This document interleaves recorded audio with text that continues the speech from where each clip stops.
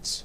Say, look, excuse me, as you are doing everything, remember that I said January, which is next week, and is there waiting patiently. So, if you know, you know. With that, I'll say welcome on board Sunday's edition of This Morning on ITV, the last Sunday edition for the year 2025. I am Wilson Marshall. Today's edition, we're going to take a recap. I'll take a look at some of the events that shaped 2025. Yes, economy, politics, security, you just name it. To go through the year, bringing out some salient events. I might just start from the latest. It's like, you know, the U.S. bombing. It's like what closed the year 2025, so to speak. Yeah, we're going to deliberate on that. We'll take a look at the political scene. What is going on? Then we can delve into, the economy. Are things getting better compared to the beginning of this year? What do you feel about the various moves by this administration to make Nigerians laugh, to make their life easier, to make their life better? Do you feel that Nigerians are happier this time around when compared to the beginning of this year? What are those events that shaped this year? That is on the national scale. We'll bring it down again to the states. Yes, Edo State in particular. How have we fared so far as a state? The government of the day, have they been doing well? If yes, in what aspect? If no, in what aspect? And what do you think should be done to make Nigerians, Edo citizens, happier? So today we are taking stock of the year 2025, so you don't want to miss any part of it, because we are ready to really go through memory lane, or memory lane rather, to unravel to you what transpired in the year 2025. The policies, the events, you just name it. In all, we give thanks to God. We survived, and we are here to talk about it. But right now, we'll go on a break. When we return, we might take a look at the papers, or we just start off immediately with a discussion segment. Stay tuned. Don't go away. I'll be right back.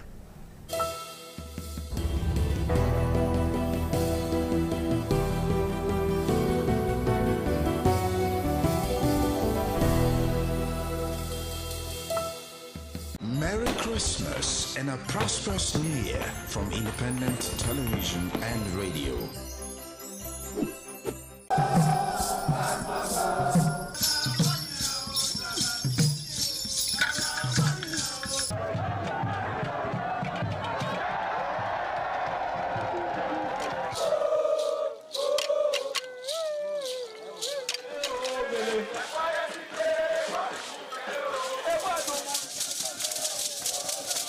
The new Edion expressed excitement as they danced and rejoiced before the Esama of Benin, Sir Chief Dr. Gabriel Osawari Benedion, who also joined in the dance.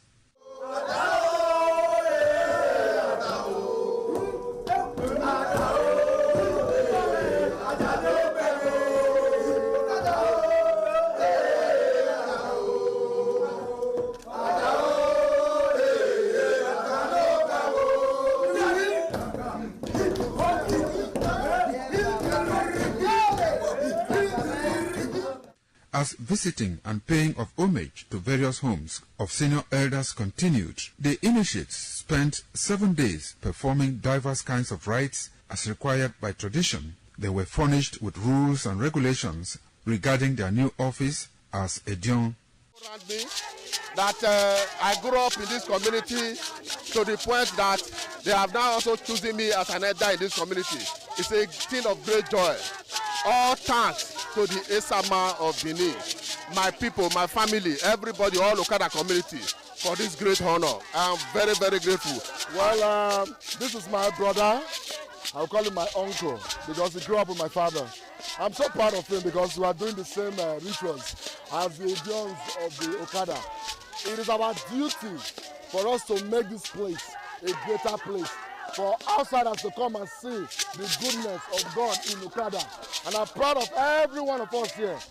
So shall it be to each and every one of us in Jesus' name. Waya wa wesu ọdún ni màá lọ́kadà zi màá ìsàmà zi màá dùn ẹ̀wọ̀n zi màá dùn ọba zi màá dùn màá wẹ̀ màá rí ọwọ́ sàmà dùn náà náà ni màá tó pọ́n mi sàmà ni màá tó gbé kẹ́ni sàmà ẹ̀ màá dùn wà rẹ̀ náà ìsàmà màá gbé kẹ́ni nẹ̀ ọ̀sàbọ̀ ọ̀bùyọ̀ bí tọ̀ ní ọba n'ọ́gì ẹ̀tọ́ ni màá gà n'ọ́dí àmì màá gà rẹ̀ màá ní tó gbé kẹ́ni nẹ̀ náà ẹ̀ máa yáfẹ́ ẹ̀ máa tọ̀ o ẹ̀ máa agbọ̀n o ọ̀rọ̀ pa ewu wudò rè ẹ̀ máa di awọ́ rẹ̀ náà.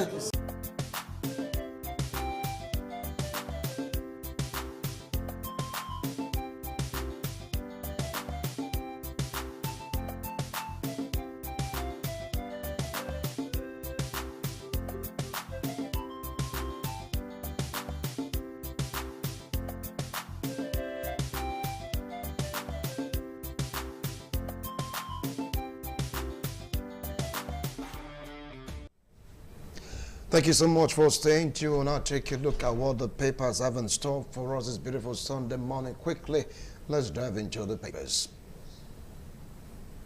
The Nation. On The Nation, we have these headlines.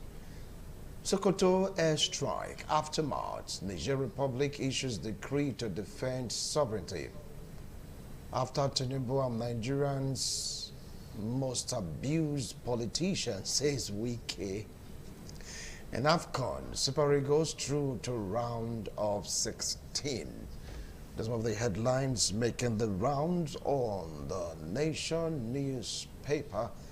Okay, 7,000 Forest Guard graduates sets for what now? Immediate deployment. All right, now that is another screamer. And of course, you have LG Autonomy. That makes signals from states over allocation, deduction threat. Okay. Well, want to get the full details, just go grab a copy of that paper. Let's move on. Sunday Independent. Yes, on Sunday Independent, we have these headlines on Sunday Independent.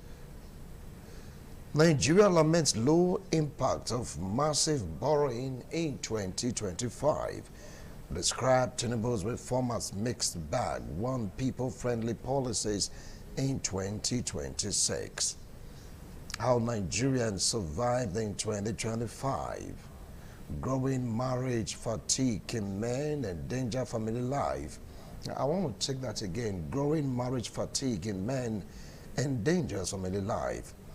Ojulari and the NNPC Foundation, social investment as a pillar of sustainable growth. Let's move to the next paper. On this day we have these headlines making the rounds.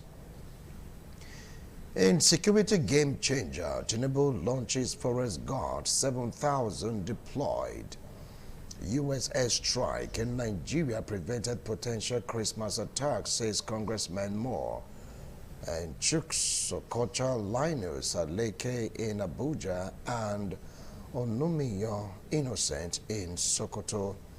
A United States Congressman Riley Moore has stated that interested. Let's move to the next. Also some other headlines making the round on this particular okay, let's see, the Vanguard newspaper. That should be the next paper. Yes, the Vanguard newspaper. Let's see what the Vanguard newspaper have in store. Okay, U.S. resumes surveillance flights over Northeast. It's like it's not over yet as U.S. resumes surveillance flight over Northeast. All right. And we have this one here as Nigeria, U.S. move to assess tourist sites destruction in Sokoto. Now that is a screamer which everyone has been looking at for, and we're going to perform for part of our discussion even today. Let's move to the next paper. For sports lovers, narrow escape. Yes, we won 3 goals to 2, but how narrow was the escape really? We're leading 1-2-3. All of a sudden, 3-1, 3-2. And Nigerians are like, worried that, look, if we continue this way, we may not have a good story to tell. But bottom line, we won Tunisia 3-2. And Cristiano Ronaldo reaches 956 career goals. Madrid set a Vietnam plan with Vinicius Sil.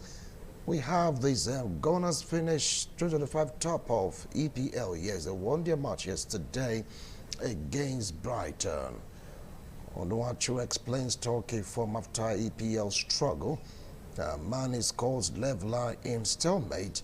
Beneget first win as Botswana bows out. So Botswana right now, they are out.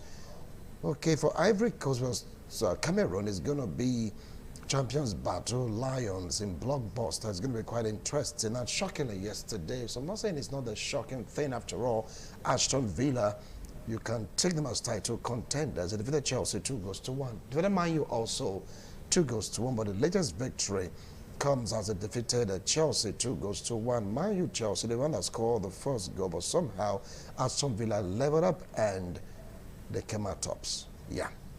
All right. That's it on the segment. It's beautiful Sunday morning. We'll now dive into the discussion segment. Don't go away. We'll be right back as we tee off a review of what transpired in the year 2025. When we take the last for first, which is the U.S. strike, that will now go down memory lane, picking at some things that really affected us positively, and of course not too positively, because the year has come to an end. It's time for us to take stock of how we survived the year 2025. So don't go away. We'll be right back.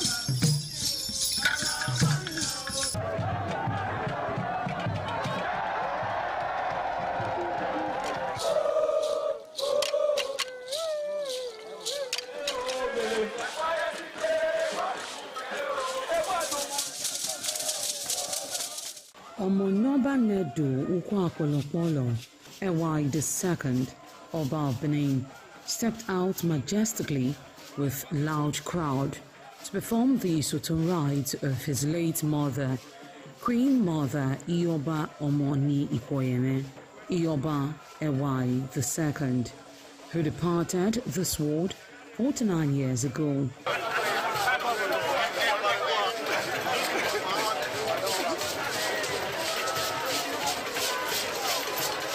Isoton is a traditional rite of the procession in memory of the departed person's spirit in Benin Kingdom.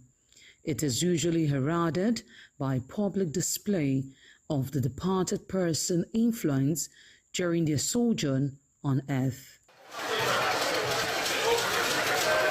The display of a human effigy symbolizing the departed royal matriarch was preceded by the Oba of Benin, who led the procession from his palace to the Immortal Shrine at King Square in Benin City, where he offered prayers for the repose of the soul of the Queen Mother, Ioba Ewai II.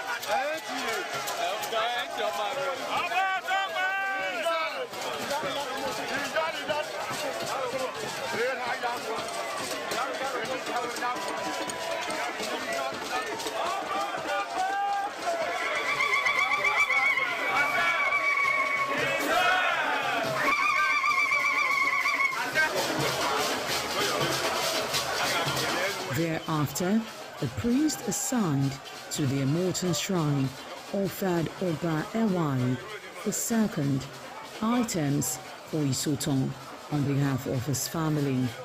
However, Chok, known as Uri, represented a mixture from royal fans after ancestral spirits were invoked to bear witness and announce his arrival. On his way home, Oba Ewai paid tributes at various pilgrimage sites, including Queen Idia Tomb, the side Oba Market, where a cheerful crowd of traders abandoned their wares to catch a glimpse of the royal personage and join in the celebration.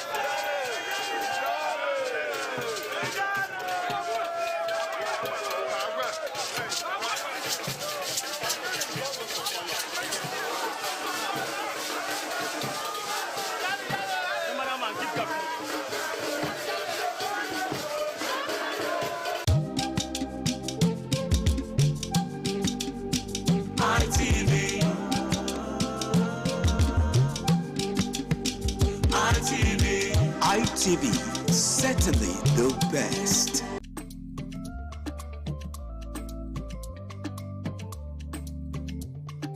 The man went out to bring in thugs to come and beat her. Yeah. In a situation like that, do you think women would have seen that and still want to speak? Really, we're talking about. That's what I said. So when they bullied her, Yeah. now, if she's not bold enough, she will shut up. What is your advice for girls out there that are so desperate to be married? We women, we have to be really intentional about our parenting. If you know a child is being abused, or you see signs, a bruise or a child, it has to be investigated. People barely even breathe when they are going for a shrebi and something. Party. You have to be They smart. can't sit If down. you see where they are dressing them or are dragging on both sides, you cannot you cannot breathe. And these women will stay in those events for hours just to keep up with that beauty trend. Is that healthy? That's not healthy. I am Patricia Uremu Gabriels, and we're reaching you live from our Lagos Network studio. Of course, Women in Conversation is a program designed for women to discuss about themselves.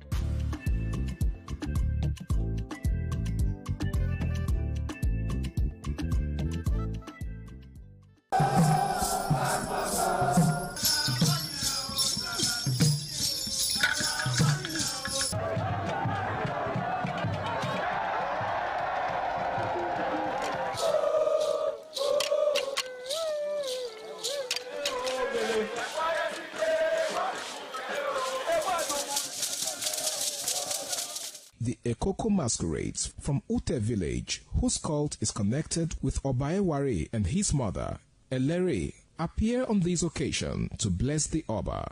Ekoko is a ritual masquerade that dances to please the guests and the Oba.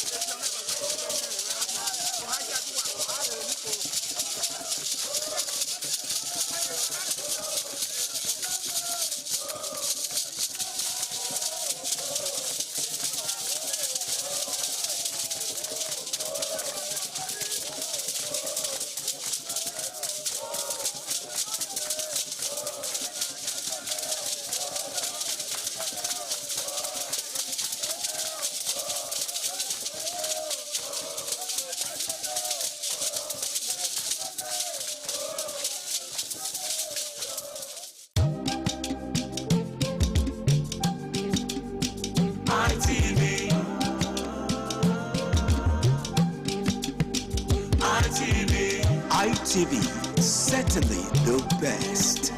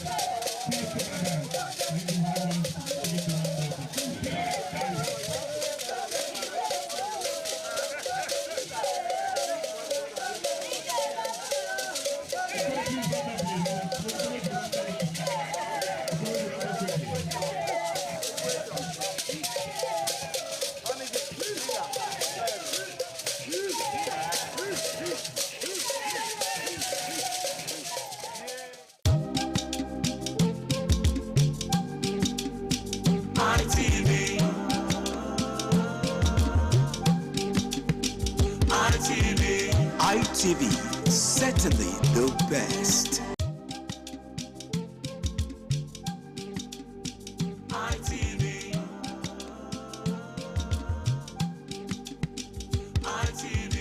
ITV, certainly the best.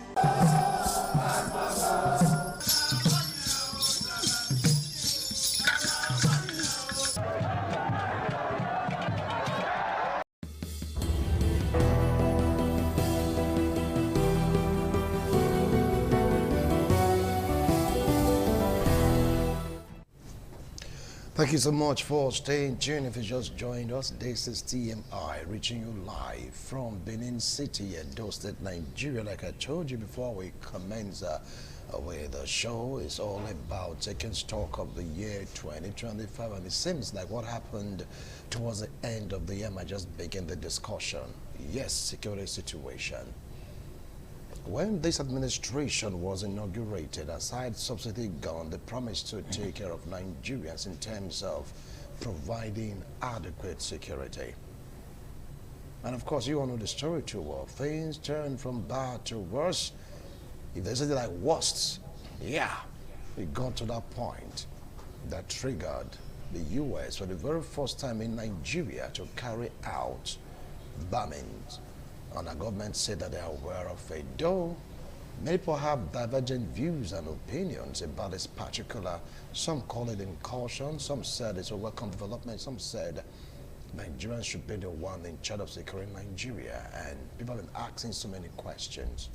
Anyway, that's what we're going to start out from on today's discussion segment, the last Sunday for the year, the last edition of TMI for the Sunday, of the year 2025. With me here in the studio, I have Honorable Derek Nwago, political analyst, political affairs commentator. Honorable Derek, thank you so much for making our time to join me this morning. Thank you for having me. Happy New Year in advance to you viewers. All right, and I'm still very close to him. He is our person done, Elvis Brown, political analyst, political affairs commentator, a right activist. Elvis, thank you so much for making our time to join me this morning. Thank you very much, Wilson. Good morning, viewers, and Happy New Year in advance. All right, join us virtually. He was a one-time local government boss, political analyst, a right activist, also one-time member of the Edo State House of Assembly. Join me to welcome Honorable Destiny Enabulele. Destiny, Happy New Year in advance. Mr. Wilson, I salute you very lavishly. And I want to greet my brother happy compliment of the season and New Year in advance. Let me say. Thank you so much, Destiny. Well, we expected the likes of Irumosela to join us also virtually. When he's able to, log on, definitely I will introduce him. I was also expecting a legal practitioner, political affairs commentator, Barrister Justin Urwe. He will come share his own views and opinion because today we're taking stock of the year 2025. Let's dive into security matters. Honorable Derek, I mean, it's like Nigerians have had their own fair share of security situations. Some are saying insecurity, some call it that particular factor that almost brought Nigeria down on her knees. Some are saying that Nigeria is already on her knees because of the security situation. 2025 security situation, taking up from there, Derek. Well, the Nigerian nation saw a very heightened security challenge with regards to banditry, kidnapping, cattle rustling, fundamentalist, jihadist movements attacking, Christians and moderate Muslims, up to armed robbery, just to name but a few. We saw a very increased intensity with regards to the hostility of all of these variables, plaguing the nation as a whole. And one would have expected that government would have been more proactive in dealing with all of these challenges. We actually seem to have been motivated from the, do I say incursion or intrusion of the American states interfering in our security situation through threats and what have you, before the government appeared to have increased this pace with regards to fighting insecurity. You will recall that Nigeria have a boundary, our boundary between Niger Republic is 1,500 kilometers. And we would have expected that the Nigerian state or nation or government would have been more proactive in dealing with this issue of foreign jihadists, people trooping into the nation. The best way to have curbed that menace was to do what countries like Saudi Arabia did. What did Saudi Arabia do? Saudi Arabia had a boundary, length of about 1,350 kilometers with Iraq. They fenced it. As soon as they fenced it, the issue of fundamentalist activity ceased within that nation. So proactive vision is very important with curbing challenges of security. You must not be reactionary all the time. I would have also expected that government would have, a long time ago, sponsored an executive bill towards implementing the state policing system, which is long overdue.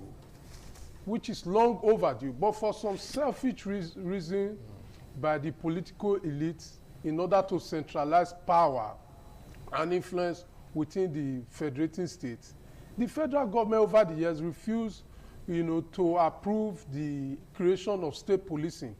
And I equally said some time ago on this forum that we have to even go further than creating state policing.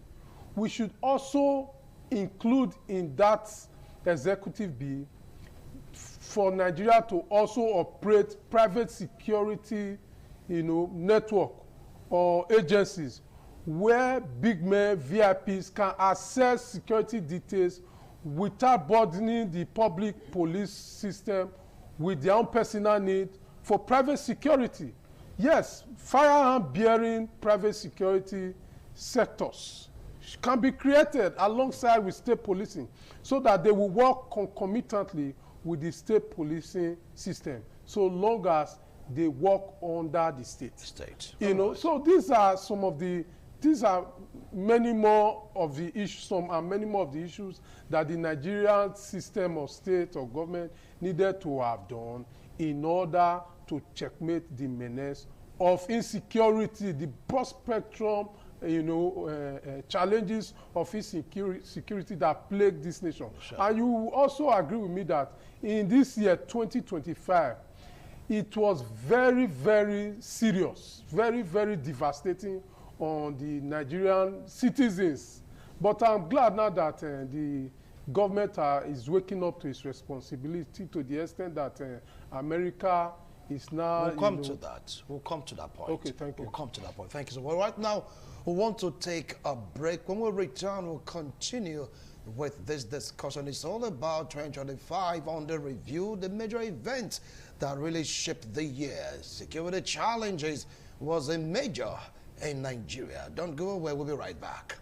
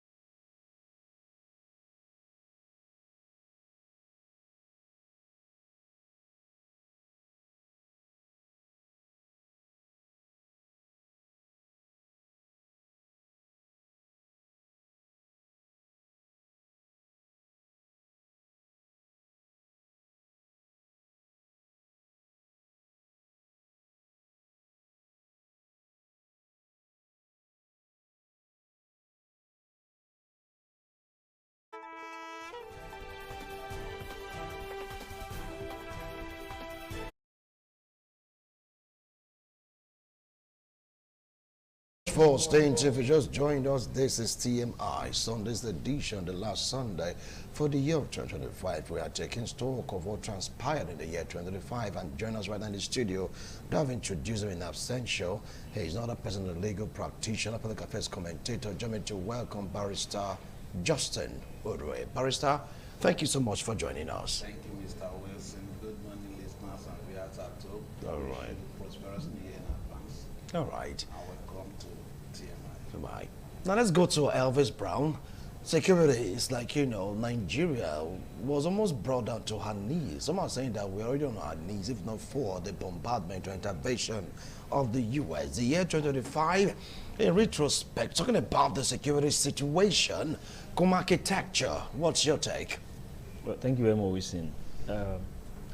My take is that we actually lost control of security situation in the country long ago, since when the former president, the late Muhammadu Buhari, was in power.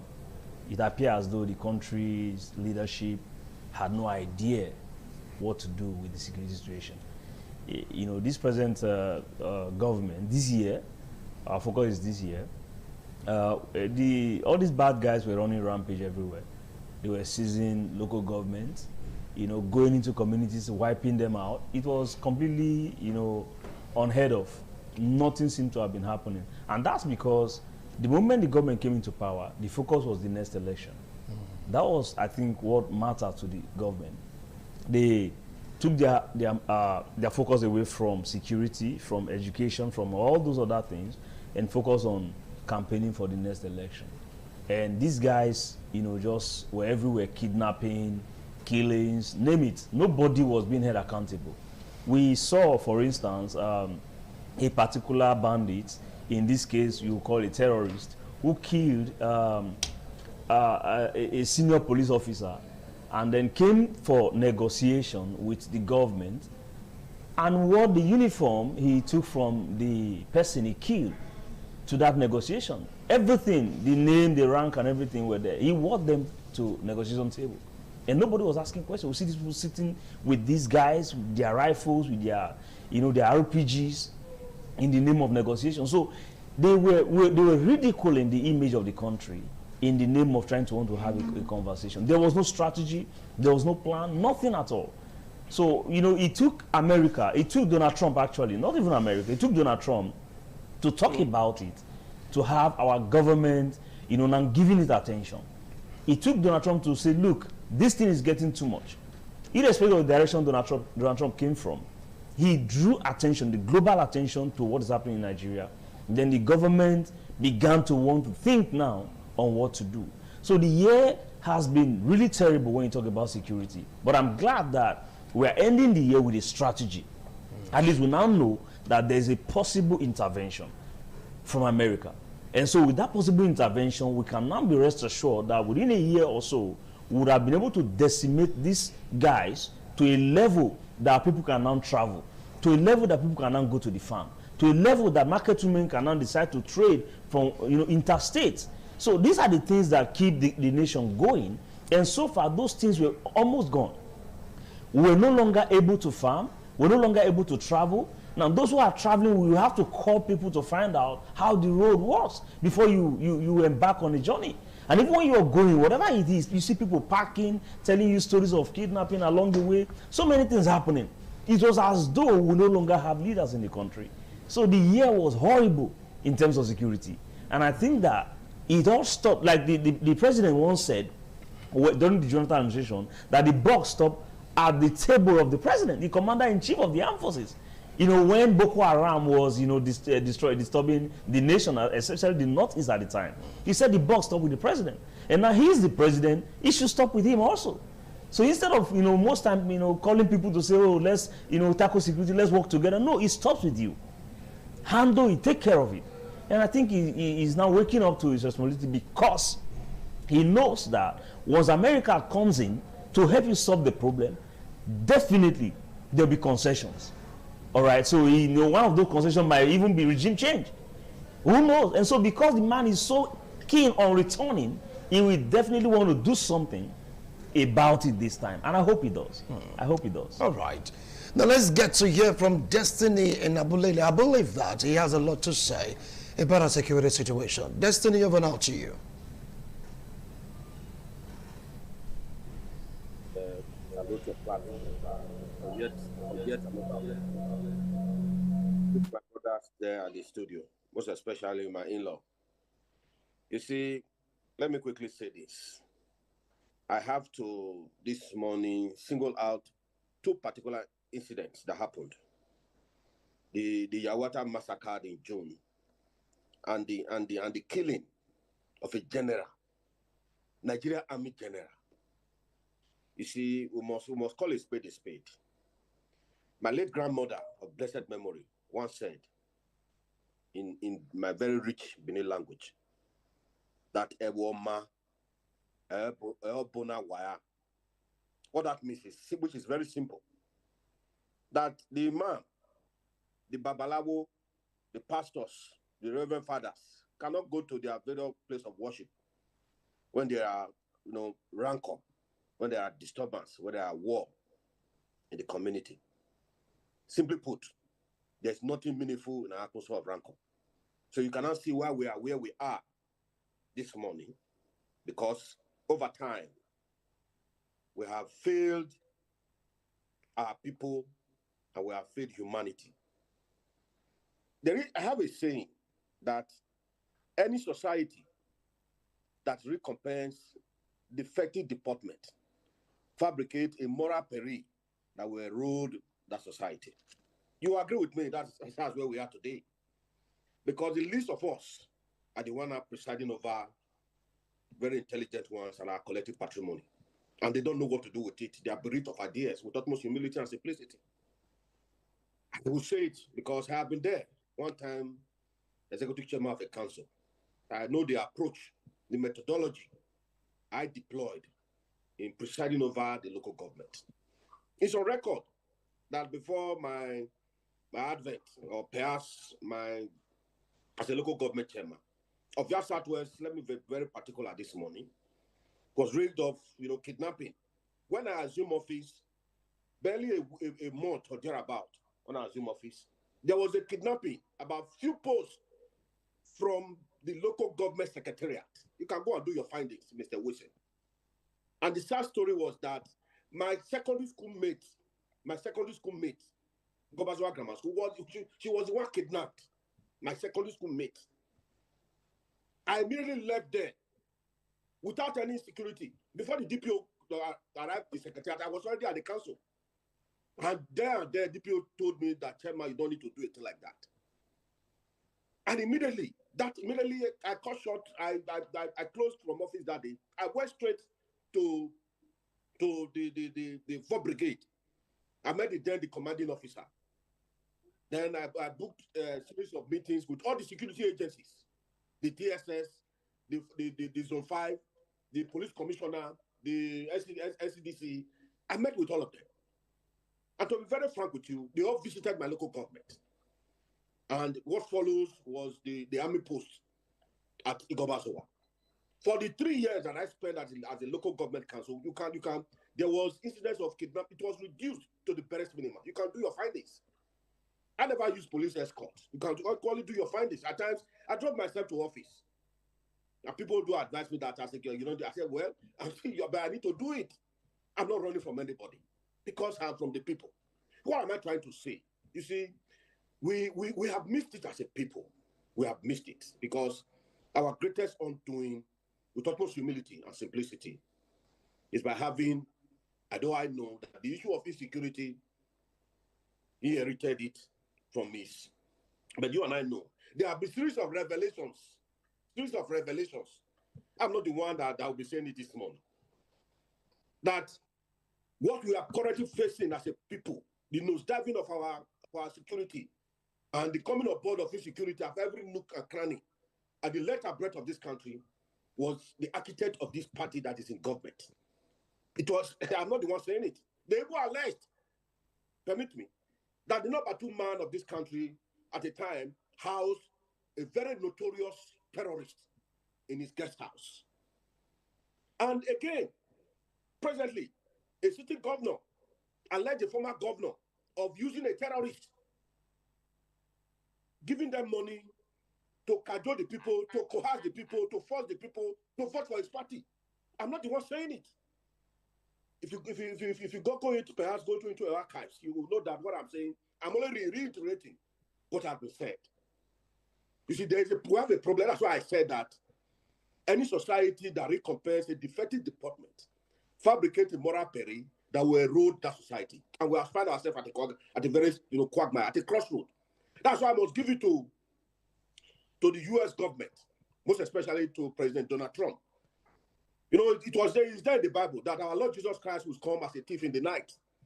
Indeed, Trump came at the will hour of the night, just as our Lord Jesus Christ, once said he will come at the night to save us. If Trump has not come at that hour, we would have experienced some series of bombing, left, right, center. I'm saying this for free. As a result of this kidnapping and what have you, terrorists and bandits in the northwest, our roads are no longer safe. So you can see what my grandmother said, that there is nothing meaningful in an atmosphere of rancor. She would say, a woman. Because I lived with her when my father died. Our first child, the only male, died. So I lived with her for close to about 9 years. So for me, she taught me so many things. The issue of morality and what have you. And let us look at it. All of us, including my very self, we are to be blamed in this whole, quagmire. Let me learn with this thought, sir. You see, our religious leaders, as we speak very just now, they have missed this track. They call themselves, it's not God that is calling them, with utmost humility, with no exemption. You can see what has bedeviled the religious bodies across board. They are now in bed with what is between the legs. They have missed, so there is a moral compass deficit in this country. Ordinarily, the religious body ought to be in the forefront. I will come back to you, comrade. Thank you very much. Definitely come back to you. You've made your point. Thank you very valid points. Well, you cannot say that all religious body that they want to call it God and God didn't call them. Some of them are still including all of us. Or we are called, has still been called by God. Okay, let's get to hear from St. Moses Iremosele. He is standing by also visually. St. Moses, security situation in Nigeria in the year 2025. Your perception and views.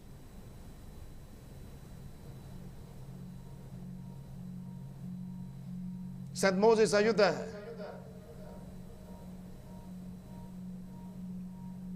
Can you hear me? If you can unmute yourself, we appreciate that, please. Can you hear me? I'm on mute now. Can you hear me? Hello? Please go ahead. Okay, good. Good morning, Edo State. I wish to quickly comment on the situation of security in the country. In the year 2025, it was very tough. And thankfully, towards the end, there was a resolution to the security crisis, or beginning of a resolution, with the bombardment of terrorists in Sokoto State and in collaboration with the federal government. I wish to acknowledge the fact that the government has not been as astute as it should be, but since the comment by the President of the United States of America and the pressure from that end, Nigeria has woken up. A number of drastic steps have been taken, and that's thankful, because if the Nigeria refused to take action, nothing would have happened. And thank the president, our president, for taking that decision. And yes, beyond the security situation, there are other things that we're missing before. We are looking at the next election, like someone just said before now. And thank God now nobody's talking so much about the next election. They're talking about governance. And when we talk about governance, we would be able to defeat the insecurity crisis in the country. We have to overcome that. And the other thing that happened in the year, not only security problem, the other thing that happened in the year people don't talk about is the fact that in the first time for more than several decades, Nigeria is exporting petroleum products. to the United States of America and many other countries. That is significant. That's something that happened. That's progress. Nigeria made some significant progress too. We battled challenges, but we made radical progress in this country. And I almost acknowledge that fact. So many things happened in 2005. Thank you. Said Moses, we're taking it step by step, please. Okay, we want to focus on the security situation. We'll go to other part. All right, right now we are zooming in on security situation, and later we'll go into economy, go into fuel, petrol, you just name it, okay? So let's zoom in on security situation right now. Thank you so much for your opinion. Now, let me come to Barrister Justin Ore. You've heard them. You're listening patiently and, of course, intently. Now, what do you feel about how we have fared so far in this regime? When we talk about security challenges. This regime. Yes.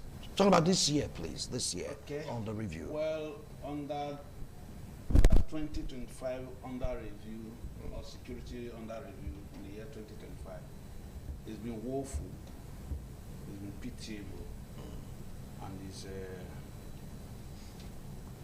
shameful. You know, so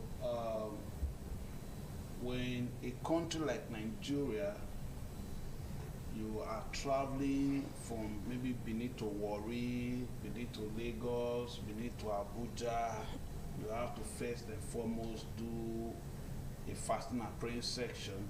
God, not only you give me safety on the road, deliver me from the hand of kidnappers.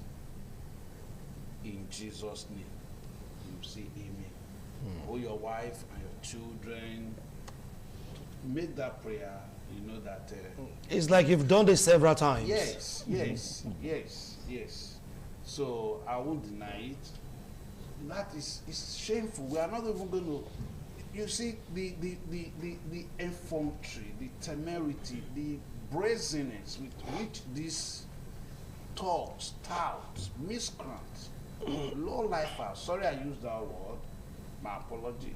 You know, take over our space and take prominent men and women into the bush, far into the forest, and begin to make unimaginable demands of unimaginable sum of money, demanding for hundreds of millions. For what? Simply because you left your house, maybe to do a transaction in a neighboring state, or to carry out one or two responsibility in a neighboring state. The next thing you end up in the hands of these robbers, kidnappers, terrorists. The women are molested seriously, and the men are beaten, tortured. Your family have to cough out the money they never planned for. Sometimes the money they never had, or some of the amount they never heard of.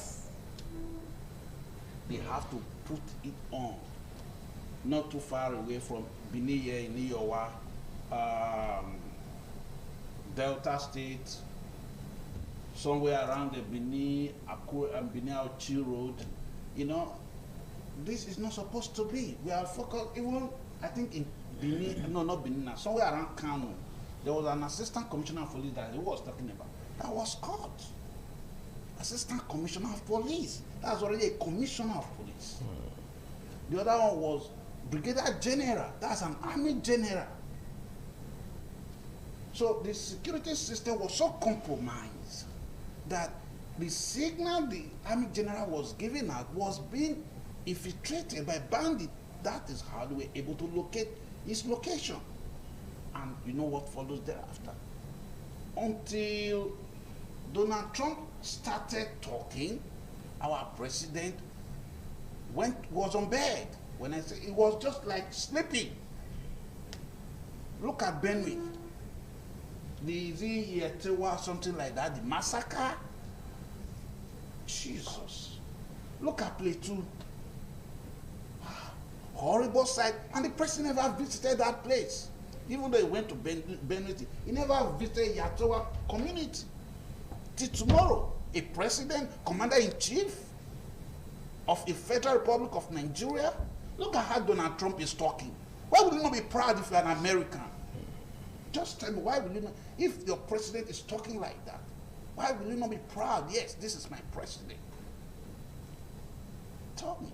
And he gave out warning, caution, and he followed with action. And we saw the results. In short, by his statement alone, Nigeria was already quaking. And no, it's not Christian. Sorry, it's not Christian genocide. Muslims are also fine. It's not only Muslim. Ordinary persons that are whether Muslim or Christian, they are all fine. But what did you do? Why did you allow it to escalate to this point? Because it is on public domain that many of these terrorists were people that were being used for one reason or the other that fell out. Look at Taraba, this Taraba, where it doesn't have it doesn't have an airport, but we are aware that aircraft don't land there to take away the resources of the state. How? What is the country doing? What is the FGN doing? Until somebody far away, thousands of miles say, no, before you now started running these maybe changes on the security architect, architect you have, bringing in some fine hand like Christopher Musa, and some results are being seen. Where were you all this while? Where have you been? What stops Nigeria from using the method our brother, Mr. Godwin Obaseki, used in Benin, the command and control center? What stops us from having our own surveillance, area surveillance? Obaseki had drones, some of them with night vision. Can't Nigerians get that? Can't we improve on that? Go to Enugu State. That's what the method they are. You enter Enugu State, they capture you. They capture you from your entrance, even extend to neighboring states. If a state can do that, it's not copied by another state, then what stops the president from taking a working mechanism, borrowing a working mechanism? America came all the way from the US. They delivered their citizens in this country. Are you aware? They located the place without even consulting our security. They located the people, they removed their person, they unlived the terrorists, and they carried away water, something, I forgot the second name. They took him away. None of the people that came were hurt, but all the terrorists were gunned down. How were they able to do that? They will employ technology now, and we are just sitting a giant of Africa. What cannot happen in some other countries like Ghana, Benin, even South Africa is happening in your domain, and you can't do anything about it. Say you are commander, you are just concerned about 2027. Do you even know if you get to 20? Are you God? Do you know if you get to 2027? The air you breathe, no matter how powerful you are, somebody owns it and gives it to you. So you have not finished with today. The Bible says, be satisfied with today's own trouble. Leave tomorrow for God. But you are talking of 2027. When we are in 2025, you've not finished this. 2026 is there, you've not even talked about it. They are talking about 2027. And lives are being lost. It doesn't concern, provided it's not your problem. All right, so you have routine of security men going around with you. All right. So you agree that for the year 2025, security situation was poor in the state and in the country as a country, whole. Okay, fine. It's poor. It's woeful. All right. Well, want to go for a break. When we return, we'll dive a little into the interference of America. Some call it interference. Others are saying no. It's not interference. It's like strengthening our security architecture. We'll be right back after this break. Don't go away.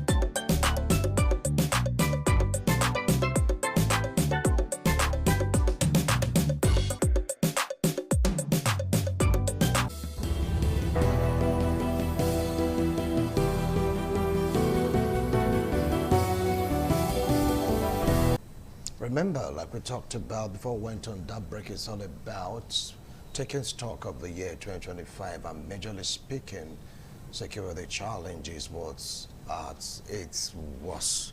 Someone saying it's a worst so far since the inception of Nigeria. So if you compare it to the Civil War, the number of casualties, like in a very close to radar, some persons are like trying to measure the pains, the agony suffered by Nigerians occasioned by insecurity. Now, let me come to you, Derek. Since you're on security, before diving into at least some gains, I believe that we had some gains this year. But do you think with the interference, or will I say, with the, I'm looking for a phrase to really qualify this one now, or with the help rendered by the US, do you feel that things would change? Because someone saying this is an interference. Yeah, no thanks to Gumi. What I'm saying is help from the US. Do you think things will change? On the short run, it will be quite helpful what they've just done, because you look at it from a strategic angle. They dropped bomb in Sokoto. Sokoto is the seat of power, or the motivating, seat of power for fundamentalists. Is seen as the seat of power of the fundamentalist folks, being that Sokoto is more like the Mecca of Islam in Nigeria. America can be very strategic sometimes, and for them to have dropped that bomb, America also know how to call bluff a lot. Then they would have gained the attention of the most influential Muslim, quote unquote, in Nigeria, who is the Sultan of Sokoto. He would now come into this issue to start to mediate with a view to ensuring that all of this hostility against Christians, moderate Muslims, and what have you, will come to an end. I would say if America wanted to be very tactical, they would have seriously bombarded Sambisa Forest. Yes. But instead, they focused on, in Sokoto, I think they said one of their training camps that is in Sokoto, they bombarded that place. So it's a strategic move with a view to ensuring that the most influential Muslim individuals will come into the picture to try to douse the tension. And they said that if this hostility continues, then there will be more bombardment. But if you ask me, I would say it's a short-term gain. Why would you say so? But in the long run, if this hostility continues, the real ISIS fundamentalists at the global scale might now show more interest in the situation plaguing Nigeria. They might want to, establish real ISIS here. So it is better that this temporary gain that the government have achieved with the influence of the American state should be leveraged upon. Yes, what's wrong if now the government tries to use the carrot and stick approach? On the one, they'll be attacking them like no man's business. That's the terrorists and fundamentalists. Then on the other hand, they'll tell influential leaders of the Muslim faith to see how they can also engage these fundamentalists with a view to disarming them. Because there's a saying in Benin, let me also imitate Honorable Destiny in Abulele, that Okwemo said, war is not beautiful. So whatever proper thing that is necessary to forestall any future occurrence of this kind of we against them should be, assessed any way that we can use strategy without warfare to address the issue that we face should be also be, addressed. We can take another route that does not involve hostility, while we are also exploring that area of hostility to yanking all of those terrorist leaders off the face of the earth. While we are doing that, we should also see how they can be engaged, because this is the most productive time to engage these people to see how they can repatriate them back to their country. Because many of these people are from Niger, you know, and Mali and Chad. So we'll see how we can, you know, take them back to their country while we are also working on digital IDing Nigerians through the digital platform. It's very possible.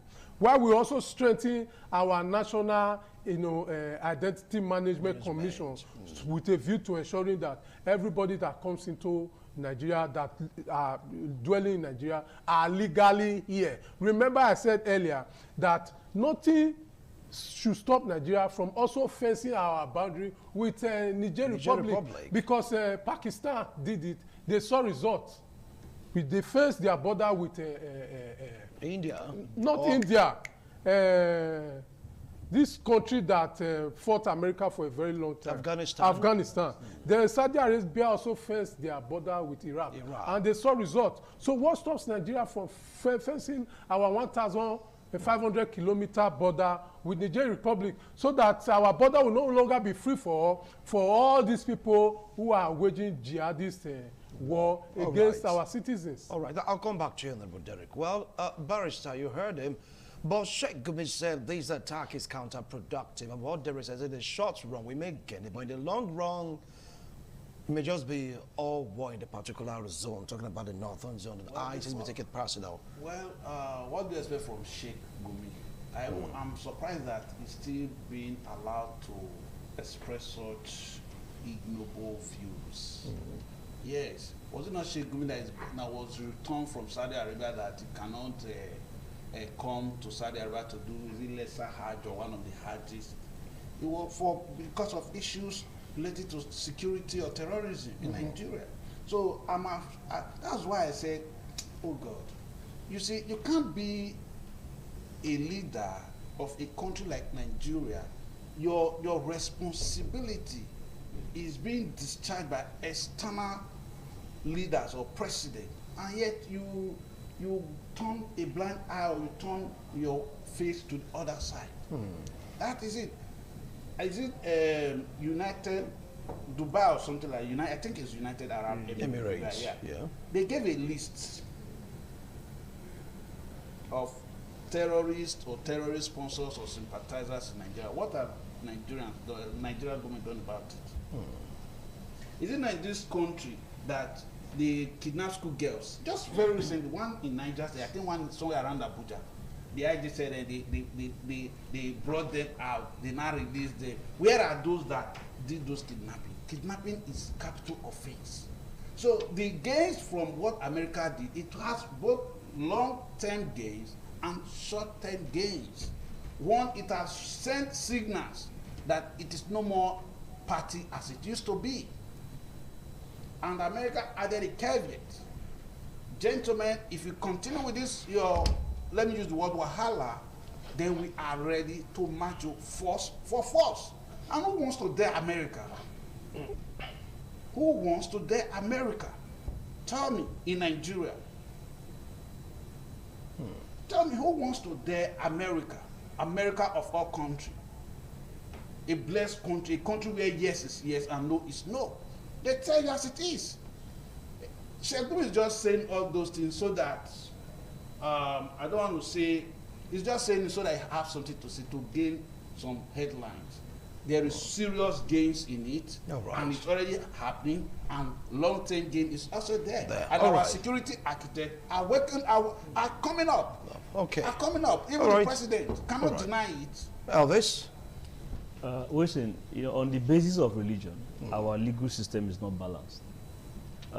Remember, Kabiru Sokoto was the guy that bombed Catholic Church in Madala during the Jonathan administration. After bombing that Catholic Church, he ran to Maiduguri. Now the DSS were looking for him everywhere. By the time they found him, he was in government house. Do you know who was the governor at the time? Our current vice president.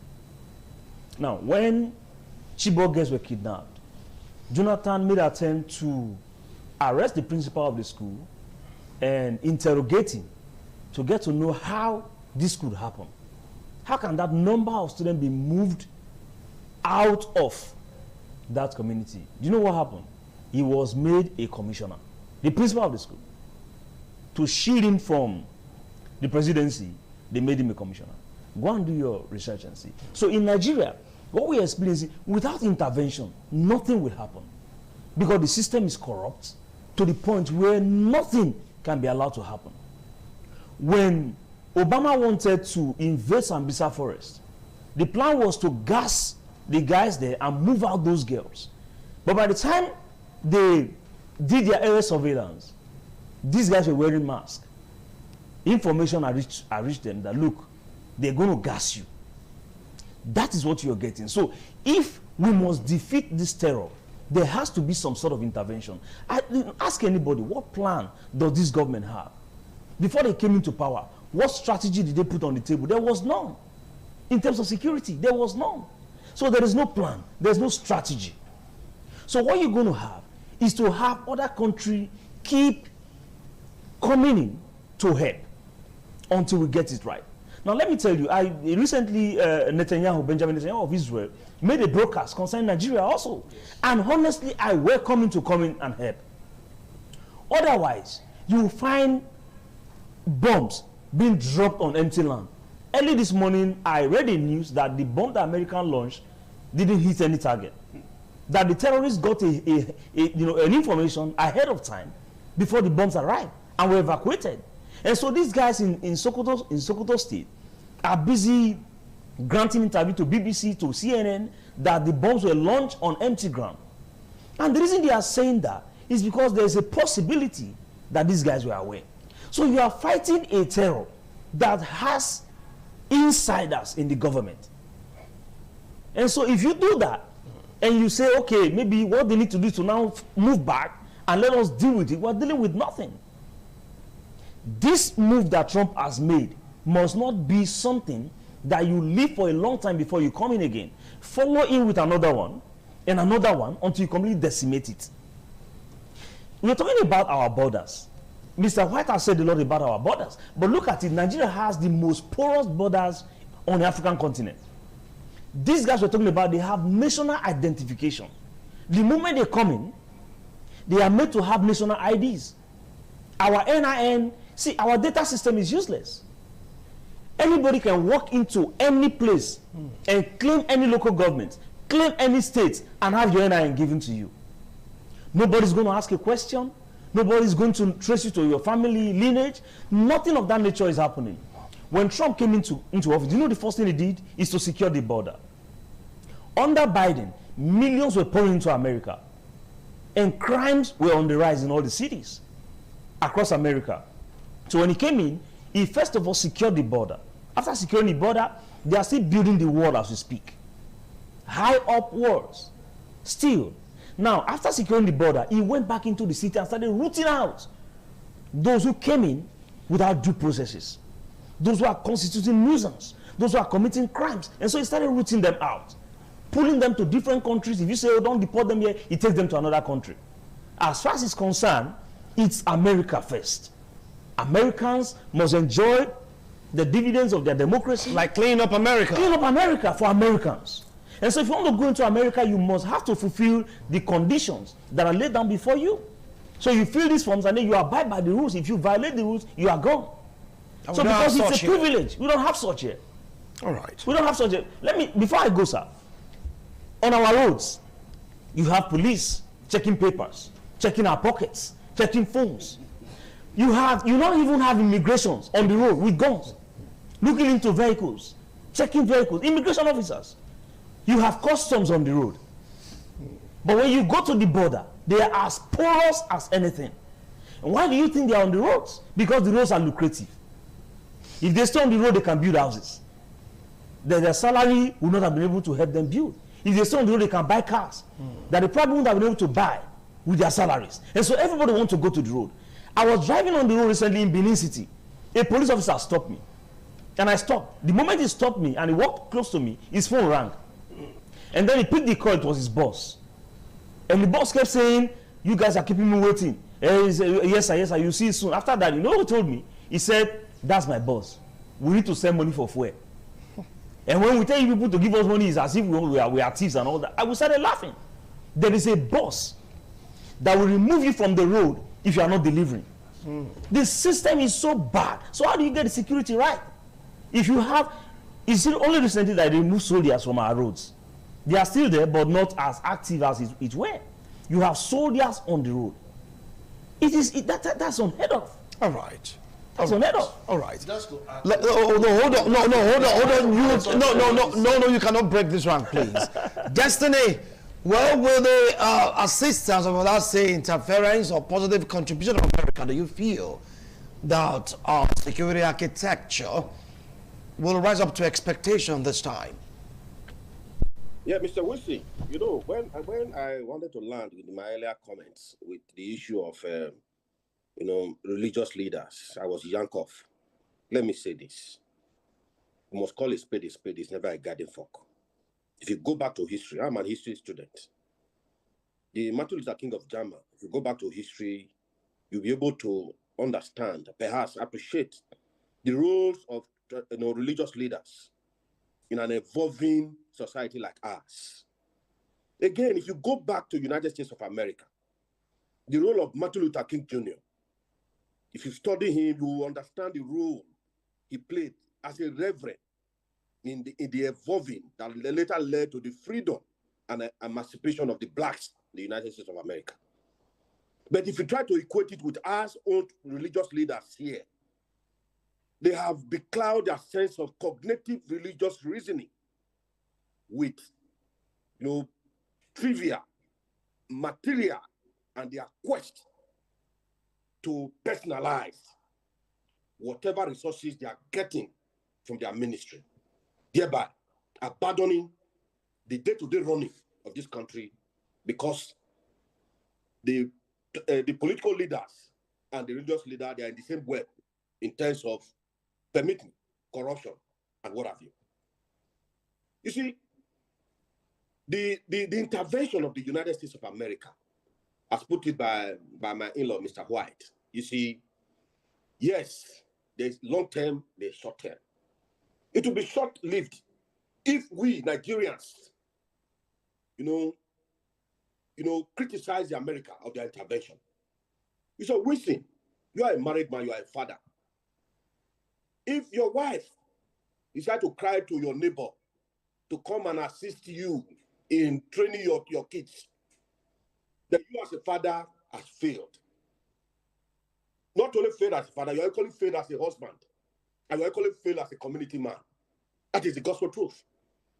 So for us as a people, the bulk of this whole problem is the Nigerian people that are the receiving end. When I say the Nigerian people, permit me to say this morning, not the ruling class, but the average Nigerian people, the electorate, the masses, because it is biting our pockets.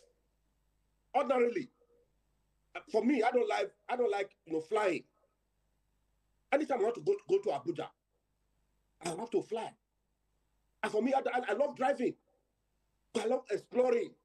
I'll stop by at Lokoja, blah, blah, blah, to look at and buy things. So I love it right from my school days. I love traveling. It's part of my first hobby. So I love traveling, not by air, by land. Because of this insecurity in our roads, it is eating deep in our pockets. And the signal is sent to our homes. It's not palatable. That is the gospel truth. So we are not looking. See, it is broader than what we are saying. So for me, I want to appeal to Nigerians this morning that we must embrace America and Israel, Netanyahu, to come and assist us in fighting this menace. I must be very frank. But again, the optics among the political elites is quite disheartening. It is frustrating. And with utmost humility, it is very regrettable. Why am I saying all this? If you go back to Buhari administration, the former minister, one of the ministers, President Patani, if I'm not mistaken, was a known, fundamentalist. We know fundamentalist. Even as a lecturer, just go. He said no.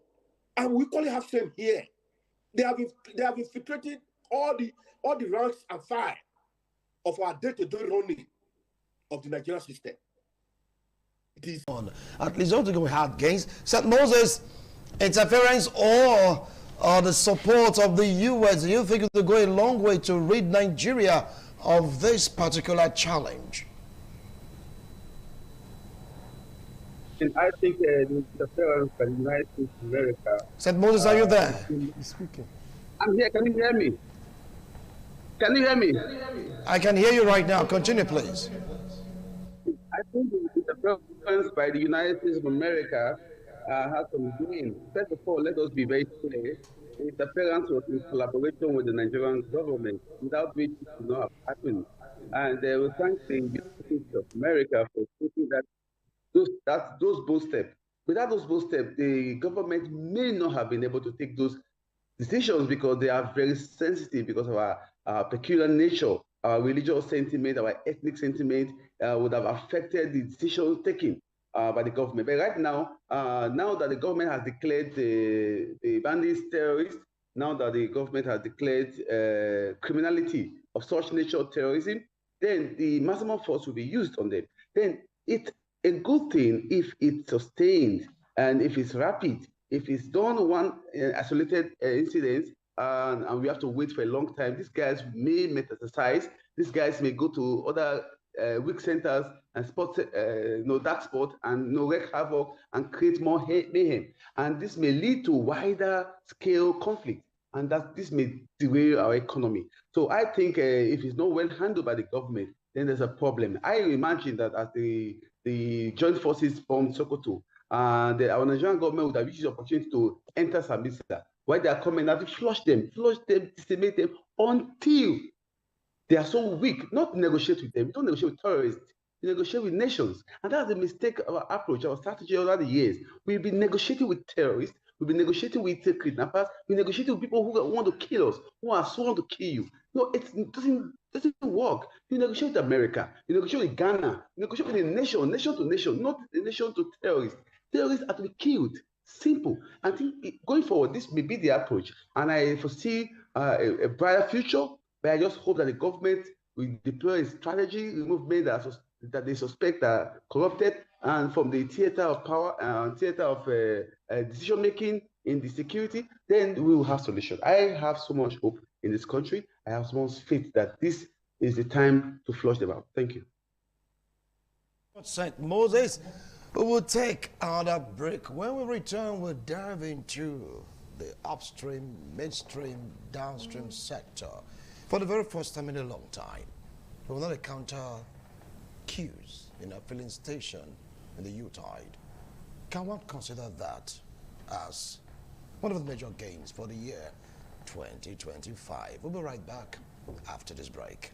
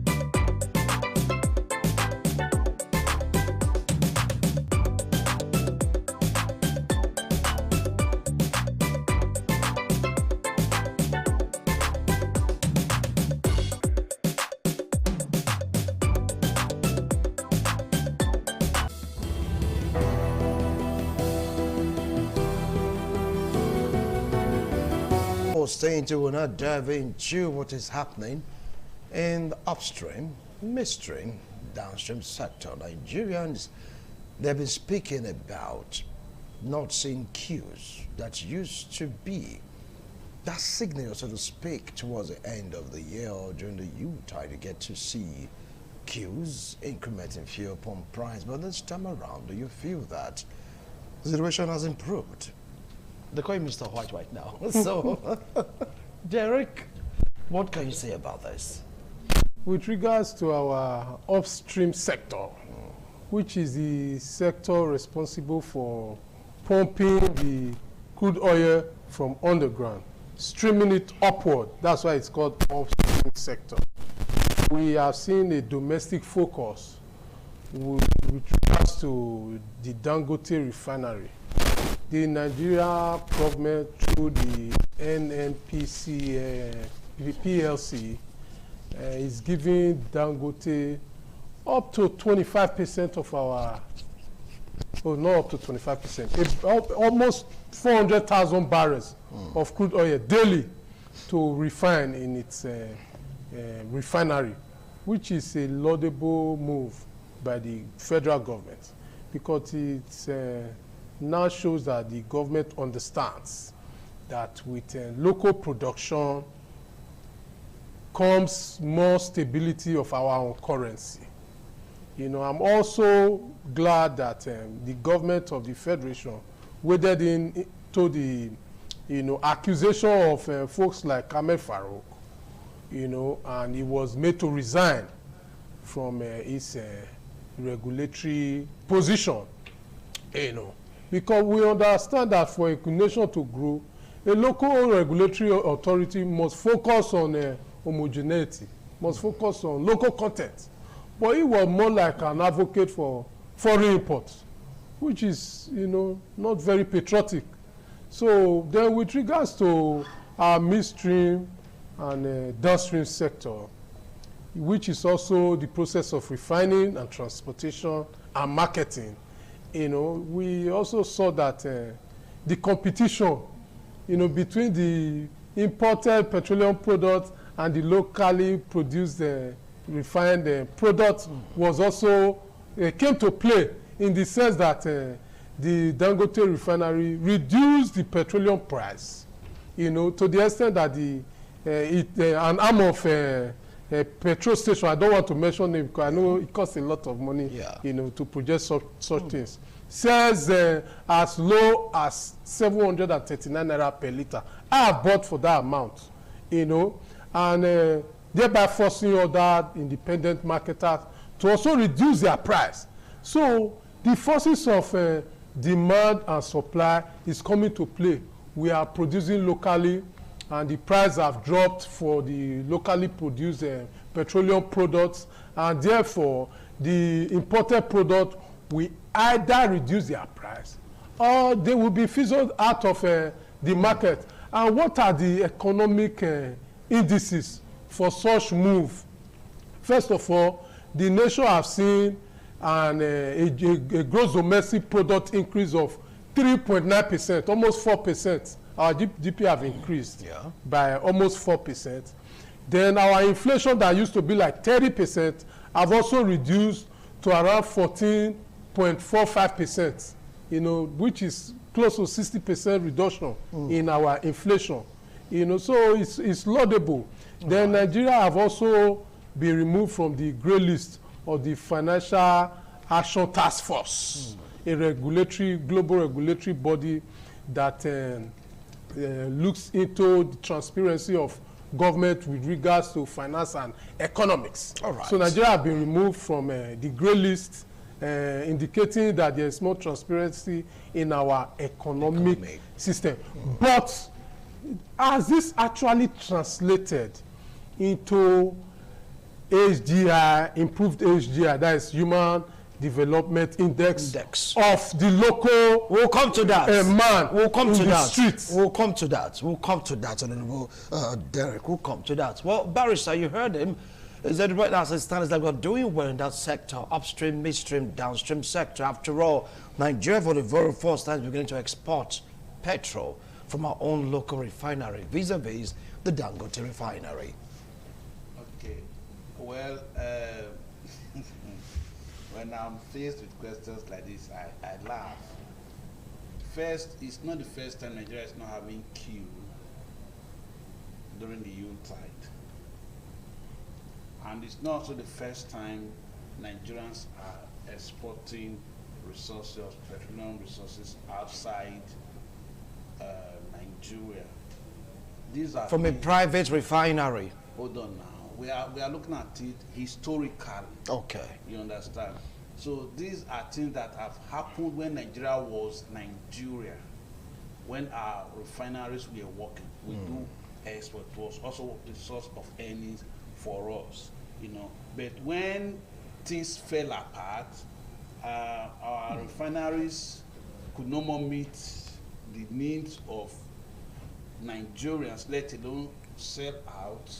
We began to export to fill in the gaps until prices soared. Then government came in with a subsidy to mitigate the prices, because you were buying with dollars and selling in naira, and dollars were going over the roof.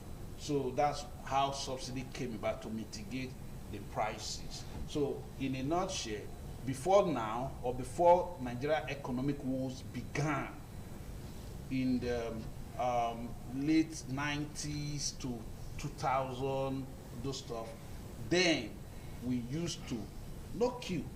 You go to filling station, you buy your kerosene, you buy your fuel, you move out. You go to various, any time of the day. So you're not saying that we are on the path of economic rejuvenation? That was before now. So, but coming in of Dangote has helped to bring back that lost glory, even though our refineries of Nigeria refineries, none is working apart from Dangote. So if Dangote alone can do this, then it means we should also allow other refineries, like other modular refineries and others that are not as gigantic as that of Dangote, to operate, to make, let them have this leverage to come in, give them resources. When I mean resources, I mean them crude. Some of them we have here in Benin or here in Edo State. These are some of the challenges they have, so that they can be more into the market, which will help to bring down the price, and at the end of the day, make it more affordable, and we can also take out. You understand what I'm saying? But if we are just looking at it one way, well, it's fine for the now. But remember, when your whole nation is dependent on one person, the effect of monopoly. And don't also remember that for Dangote to have this edge, he fought a lot of war. Nupen came in blazing and told him they will call for a strike. How he managed, they said no, they won't lift petrol from his refinery. He has to get trucks about 2,000. But you've not answered the question yet. The question is, are we on the road path to economic rejuvenation?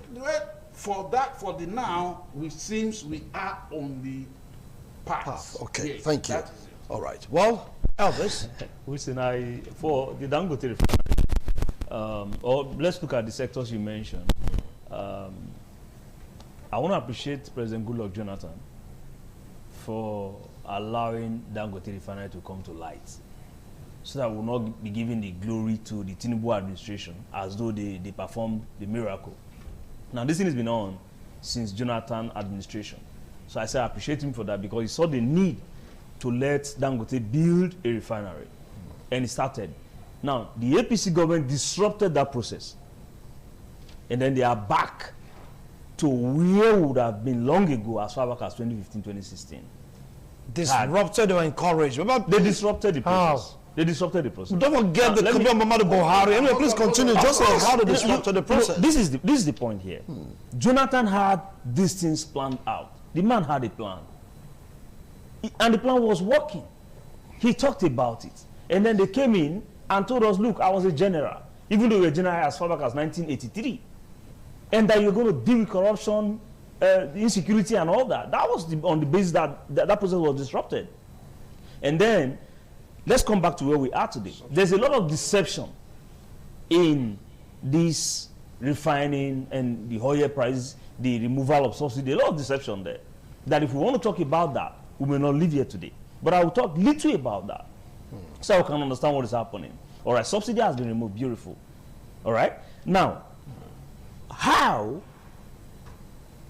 as the monies that are being used to service the subsidy, how have those monies been used now to better the lives of Nigeria? We'll get to that, because you don't want us to talk about that. I want to take it one after the other. You remove subsidy, and now you sit down with this refining petroleum, which is beautiful, but at whose expense is all the subsidy removal? What strategies were on ground before the removal? What did you do to cushion the effects of the removal? There was nothing, absolutely nothing. It was removed and it was gone, and we appreciate it. But do you know what is happening?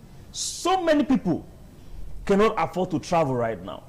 I like the fact that he said that this is not the first time that we're seeing no queues at the fuel station. It happened during Jonathan. Queues were gone. Queues were completely gone. And then they came back under Buhari, and now they are going again. So it's a good thing. All right. Now, we are actually on that path that we were long time ago. So what we're seeing is not a miracle. It's something that was happening before. And I'm glad we are going back to it. So it's like taking us back to where we were some 10, 11 years ago. And I think we were on the right track then, and we are beginning to get on the right track now, as far as this fuel issue is concerned. So the removal of subsidy is beautiful, but it's at our expense. Vehicles are parked, vehicles are sold, least people traveling. Look at the Unitide. You know how it used to be during the Christmas season. Do you see that happening right now? How many people were able to travel?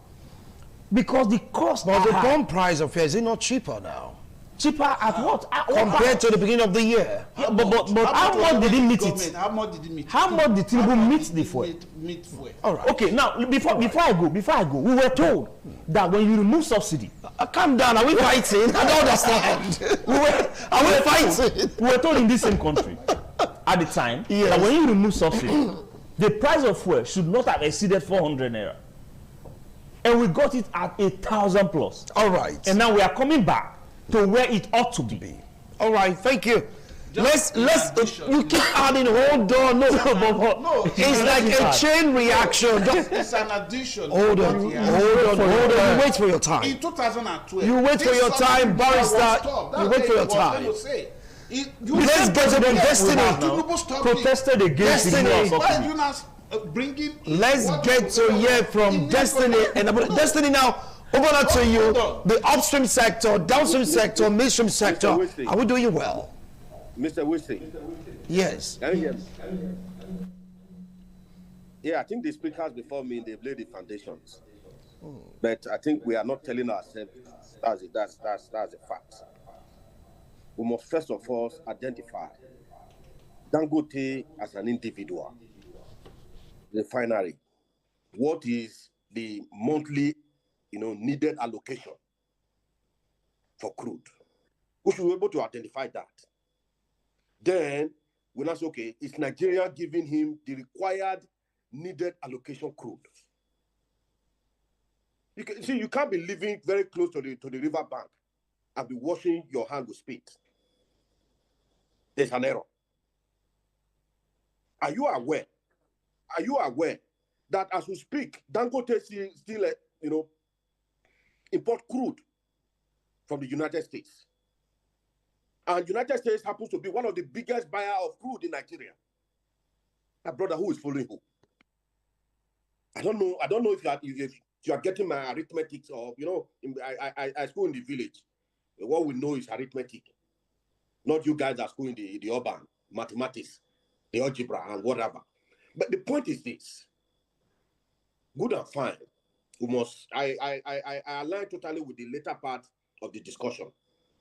That indeed, that Goodluck Ebele Jonathan set the tone to where we are today.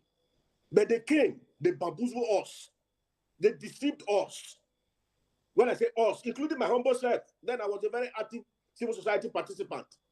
We occupied Nigeria as a result of subsidy removal. And some of us were being induced left, right, center with utmost humility. And we all fought.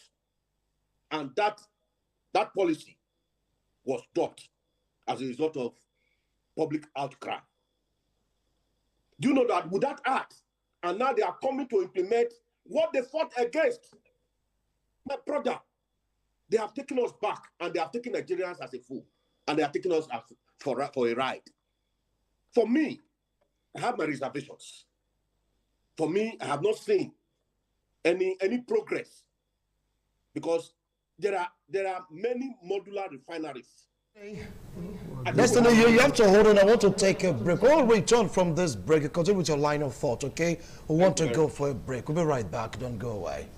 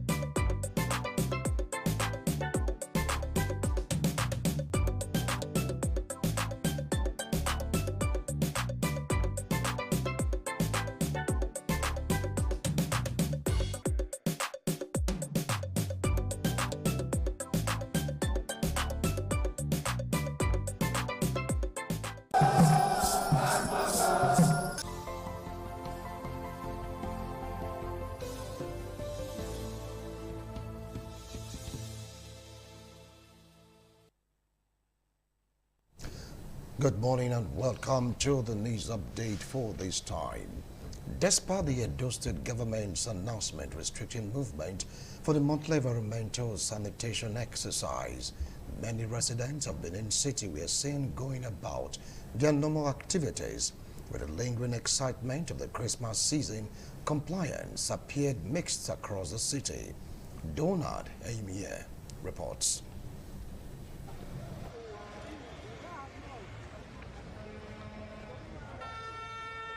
This is expected to be the last environmental sanitation exercise in Edo State for the year. The exercise comes 2 days after the Christmas celebration by Christians. The December sanitation exercise recorded partial compliance as many residents of Benin City defied the government's restriction of movement to attend to personal and commercial activities.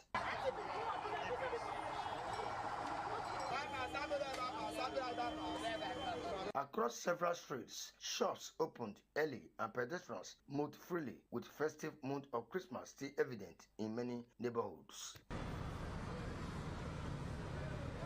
However, some residents were observed participating in the sanitation exercise, cleaning their surroundings and business premises. Government environmental sanitation officials were also seen on duty, particularly around the King Square axis, monitoring compliance. In contrast, areas such as Mission Road and Forestry recorded better adherence as several shops remained under lock and key. Some residents said they were unaware of the restriction, noting that the Utah season may have contributed to the low level of awareness. I come at this one, I go New go buy plantain. They say environmental all day.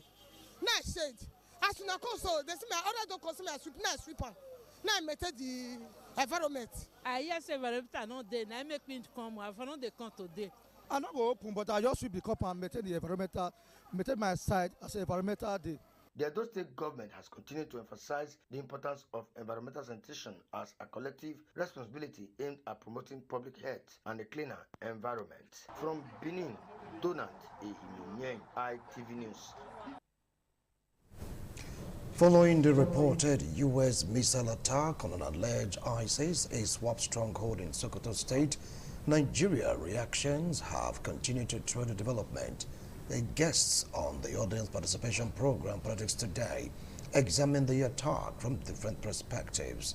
Efosa Uwangwe reports. What has now been described by many as the Christmas bombing of terrorists in Sokoto, Nigeria, has generated widespread debates, with the legality of the United States action trending across various platforms. Although the federal government has confirmed the legitimacy of the attack and many Nigerians have expressed joy and support, others have continued to voice strong reservations. A public affairs analyst, Chief Daniel Matthew, who joined the program virtually, commended the airstrike but raised concerns over the choice of Sokoto State. He questioned why states such as Borno and Niger, which are more frequently linked to terrorist activities, were not targeted. Why Sokoto, where it's almost 99% Muslim? Why Sokoto, where the places that were targeted, there are no fatality? They were bombing empty space, a farm that is onion farms, that's where the bomb, and some other miscreant place where there is no significant value to.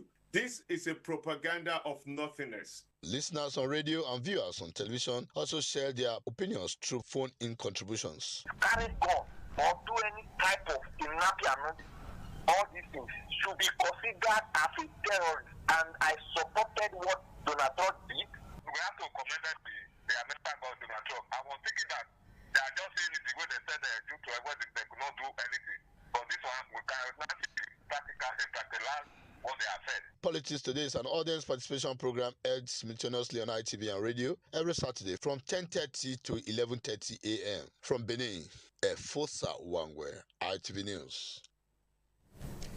The governor of Gombe State, Mohamedou Inuwa Yahaya, has expressed deep sadness for the tragic motor accident that claimed the lives of 7 persons from the Lawanti community in Ako local government area.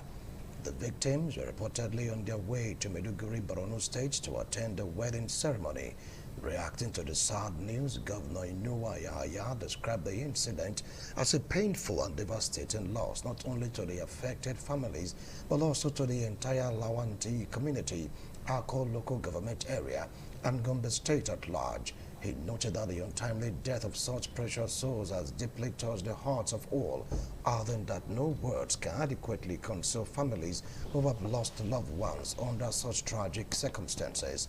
The governor commiserated with the families of the victims, particularly the district head of Jalingo, Bello Hassan Babangida, who lost his sister and niece, Idris Lawanti Maigari, who lost his daughter, and Idris A. Issa Lawanti, the councillor representing Ako ward, who also lost close relative. And that's it on the news update for this time. Thanks a lot for watching. TMI continues in a moment. Good morning.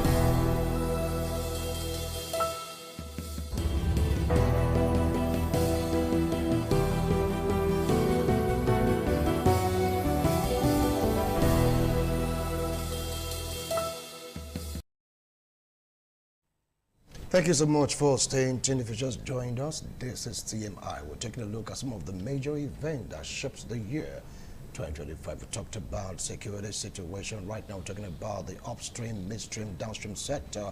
As it stands right now, no queues on site.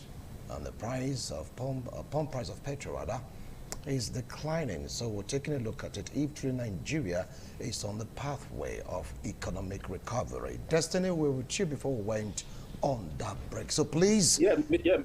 conclude Wilson, your thoughts. Try to, let us know the nitty-gritty relate to this Dangote issue of Nigeria, refinery.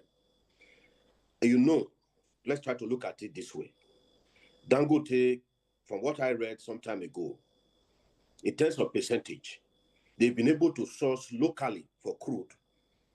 NNPC have been able to give them about 53%, if I'm not mistaken, of the crude needed for the refinery. And they are sourcing internationally about 47% internationally, when we are the ones producing the crude. And the sad thing?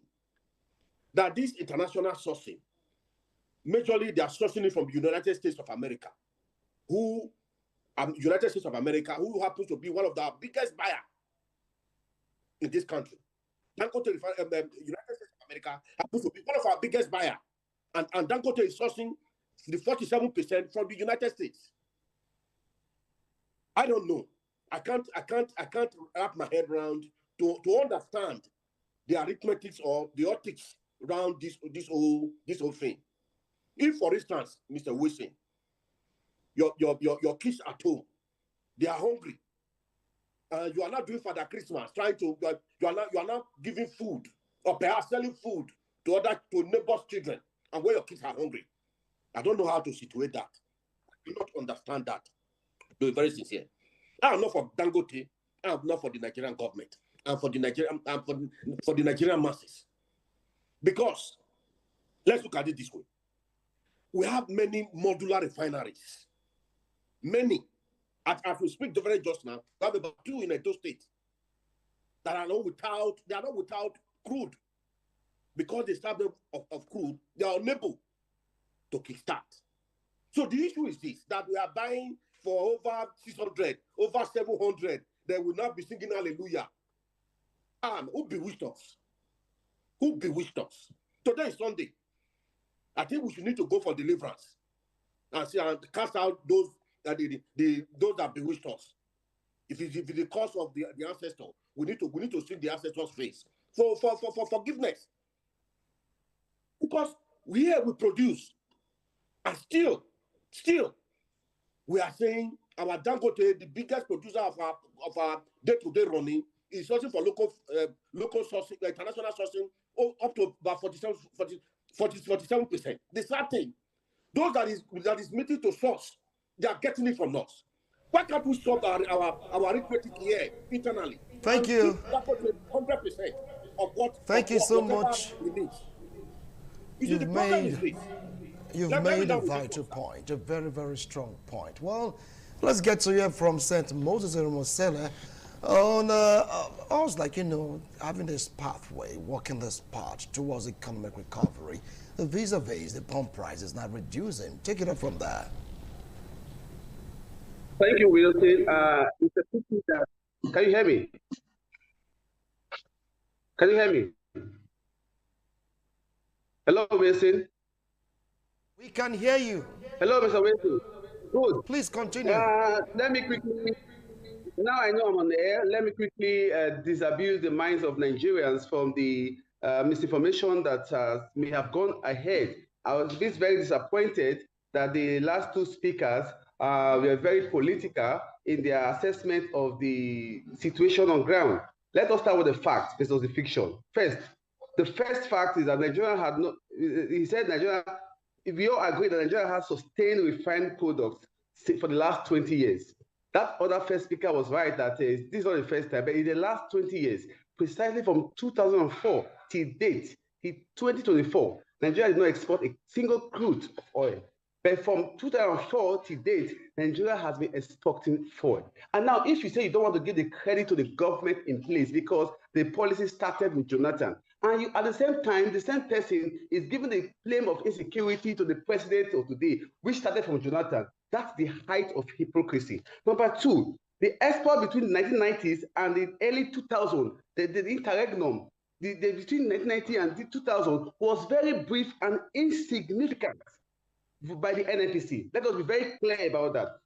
Number 3, from the mid-2000s to the year 2024, for 24 years, Nigeria was fully 100% import dependent for PMS. We imported every single fuel we used for 24 years in the country until Tinubu came in 2024. That's a fact. Then number 4, what changed under Tinubu?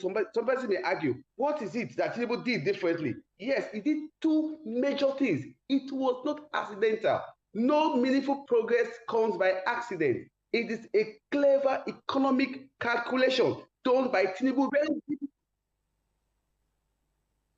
Listen to me, I have the floor. Excuse me. I have the floor. Listen to me. Destiny, I have the floor. Destiny, I have the floor. Listen to me, Destiny. I have the floor. Be mature enough to listen to me. I listen to you speak your nonsense. Destiny, he has the floor. Destiny, please don't interfere. Don't interject. He has the floor right now. So please, Moses, continue. Thank you very much, Peter. Thank you very much. Now, what changed under Tinubu?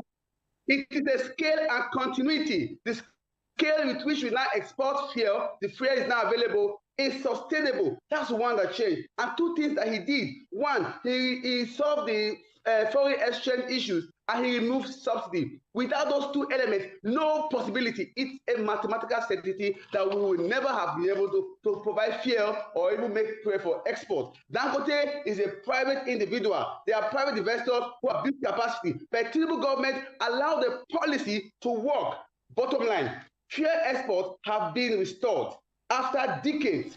It's a deliberate policy and that cannot be wished away by accident. It is hypocritical to blame Tinubu for insecurity which he inherited from the previous administration, but turn around to remove him from the glory for sustained fuel availability, affordability, and export, which is a deliberate policy enabled. They claim that Jonathan tried to subsidy and he protested. He went to protest. Jonathan backed up. But Nigerians protested his ground. That's his leadership. Thank you very much. Let's have the floor. I have spoken. Thank you. Calm down. It's not between you and Destiny. But sorry for the interjection. Destiny, remember, when you had the floor, he allowed you to talk. He allowed you to speak. So please, whenever they are talking, do not interject. He made a point. You cannot ascribe failure and security to Mr. President. I don't want to ascribe the glory of success to this same administration. Derek, over to you. No doubt. The fact speaks for itself. Yeah. Just like lawyers will say, res ipia loquitur. So, whatever, I'm not a lawyer. So, having said that, you will see that several moves were made by Tinubu to entrench local content in terms of the midstream and downstream sector, in our nation. Last year, he tried to implement the 15% tariff on imported petroleum products. Yes. Just to give a steam to the local production. Is that not a beautiful move? It was the same Ahmed Farouk that stalled that process. This year again, he tried to also implement it. And some of the international actors were against it. And he also sheathed the sword with regards to that. This is a calculated move to ensuring that our local production thrives. And if you look at the countries that are doing well today, all over the world, judging from the 1930 till date, is it America where the New Deal was what was used to sustain their economy and thereby grow it? Is it what the Chinese government is doing, involving itself in every productive sector with a view to expanding the market share of the Chinese industrialists at the global scale? So government must be involved with a view to ensuring that local production thrives. So this is what the Tinubu government have been doing. It would have used negative policies against folks like Dangote so that local foreign import will continue to thrive. But it did not, even though it's not a direct actor in the Dangote refinery. So we must give it to him. Then some people are complaining about monopoly. You must survive first before you talk about monopoly. And he's not the only person that have been given a license to refine petroleum products. But he was able to accelerate the process of his industry with regards to, refining petroleum products. So kudos to him. We must support him to the extent that the Nigeria currency is being stabilized, to the extent that it is affecting the Nigeria economy. But the trickling effect, to the grassroots is where the government need to focus on with regards to micro, petty, and small-scale businesses, so that they can receive grants for business growth. Yes, why not? All over the world, government are doing it. Government, go and look at history. The small businesses must be encouraged to try. But if you allow me, I want to add this little. Please do. We're pressed for time right now. You will recall that Barrister some time ago was saying the previous administration of Obaseki, did a lot with regards to insecurity. But I beg to disagree with him, because it was during the Obaseki administration that we witnessed a lot of court killings, a lot of armed robbery, and even this kidnapping thrived big time. Gentlemen. And Gentlemen. currently, issue of court killing have been abated. You will agree with me. And there are a lot of moves being made by the current administration to ensuring that life and property is being secure. There's nightlife now, because I can go out at night now. Thank you. To enjoy myself. Thank but you. in the past, we couldn't do that. Thank you. You know what, today, I know you have so much to say because we're pressed for time. We'll dwell more on the federal. Peradventure, perhaps next week, we'll dive into the state, all right? Because of pressure, we have to stop. So please, Destiny, stop hacking in Mosele's speech pattern. I know that this will erupted, or let's say bring forth another round of argument, but I have to put my foot down. So this is where we come to the end of today's edition. Look at time. This is okay. Just fundamental. 1 minute. Please, okay. 1 minute. Just 1 minute. Go ahead. You see, when people talk, I try to 1 minute. Use it judiciously. Hold on now. You are interjected. 1 minute. Please, Obaseki did well and excellently well in respect of security, economy, and development and infrastructure in Edo State. I stand here to say anytime, any day. All right. And one of the things he did in security, he brought in command and control center. Where is that command and control center? Somebody that bought overseas drones. Was it functional? Stop interjecting. Stop interjecting. To put CCTV in Ring Road. Can I have my 1 minute now? Please. Okay, your 1 minute now. Barrister, let me have my 1 minute. Please, I've not exhausted mine now. Okay, I thought you have. I have not. So the command and control center named after Solomon Arase, one-time IG of Edo State, and with over six drones with night vision being used. No, it's not true. All right, 1 minute. Your time is up, please. Your 1 minute starts now. My 1 minute is very simple. Yes. Erosele compared APC government with APC government. It was comparing Tinubu's government with Buhari's government, which is commendable. All right. No, now the point is that how many people were kidnapped under Jonathan? How many communities were wiped out under Jonathan? So these are the questions he has refused. So if you are now saying that I was exonerating Jonathan, the point is very simple. The insecurity we had at was Boko Haram, and it was basically in the northeast.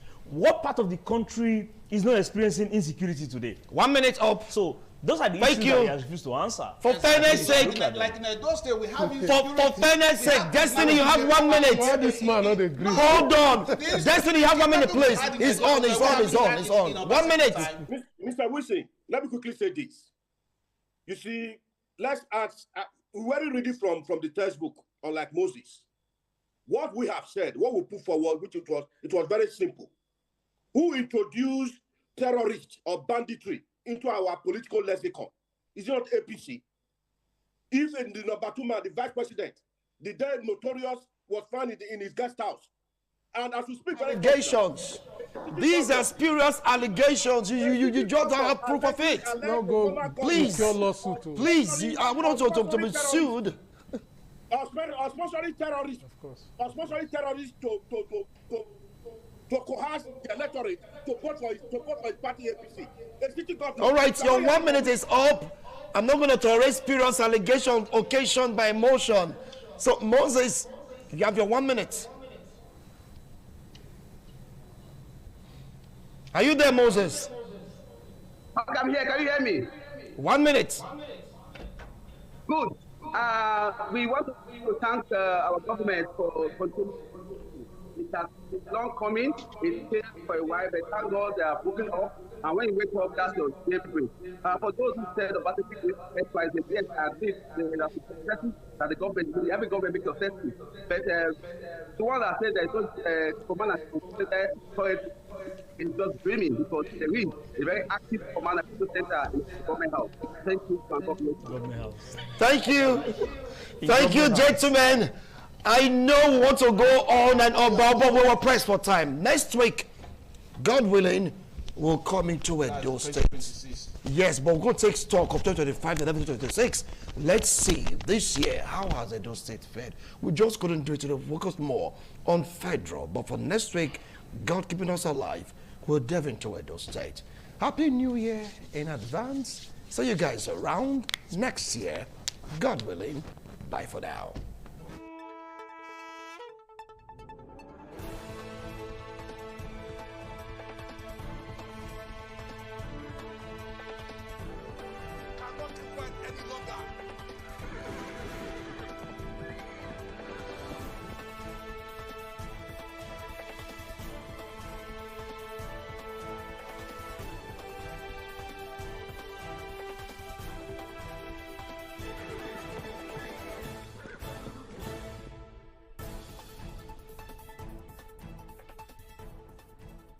Merry Christmas and a prosperous...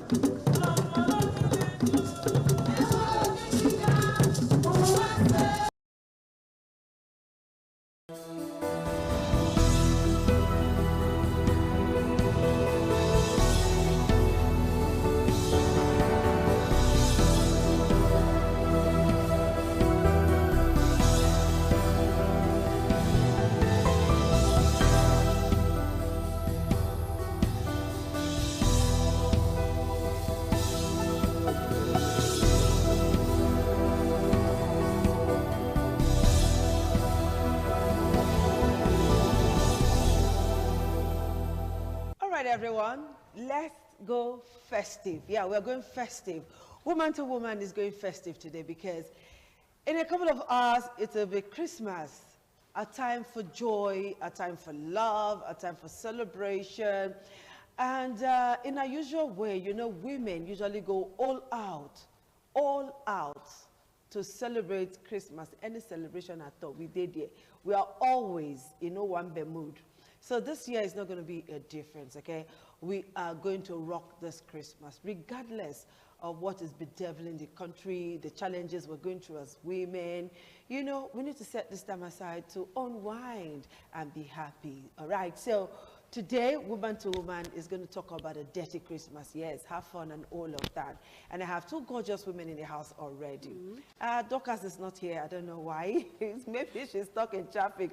Or more, if you see the traffic in Benin, you can actually cook ogbolo soup and prepare pounded yam whilst you're still on hold up, waiting for the vehicle in front of you to just move a little bit, okay? So the hold up, like we say here, don't tie two wrapper, wear blouse, come put the gilly on top.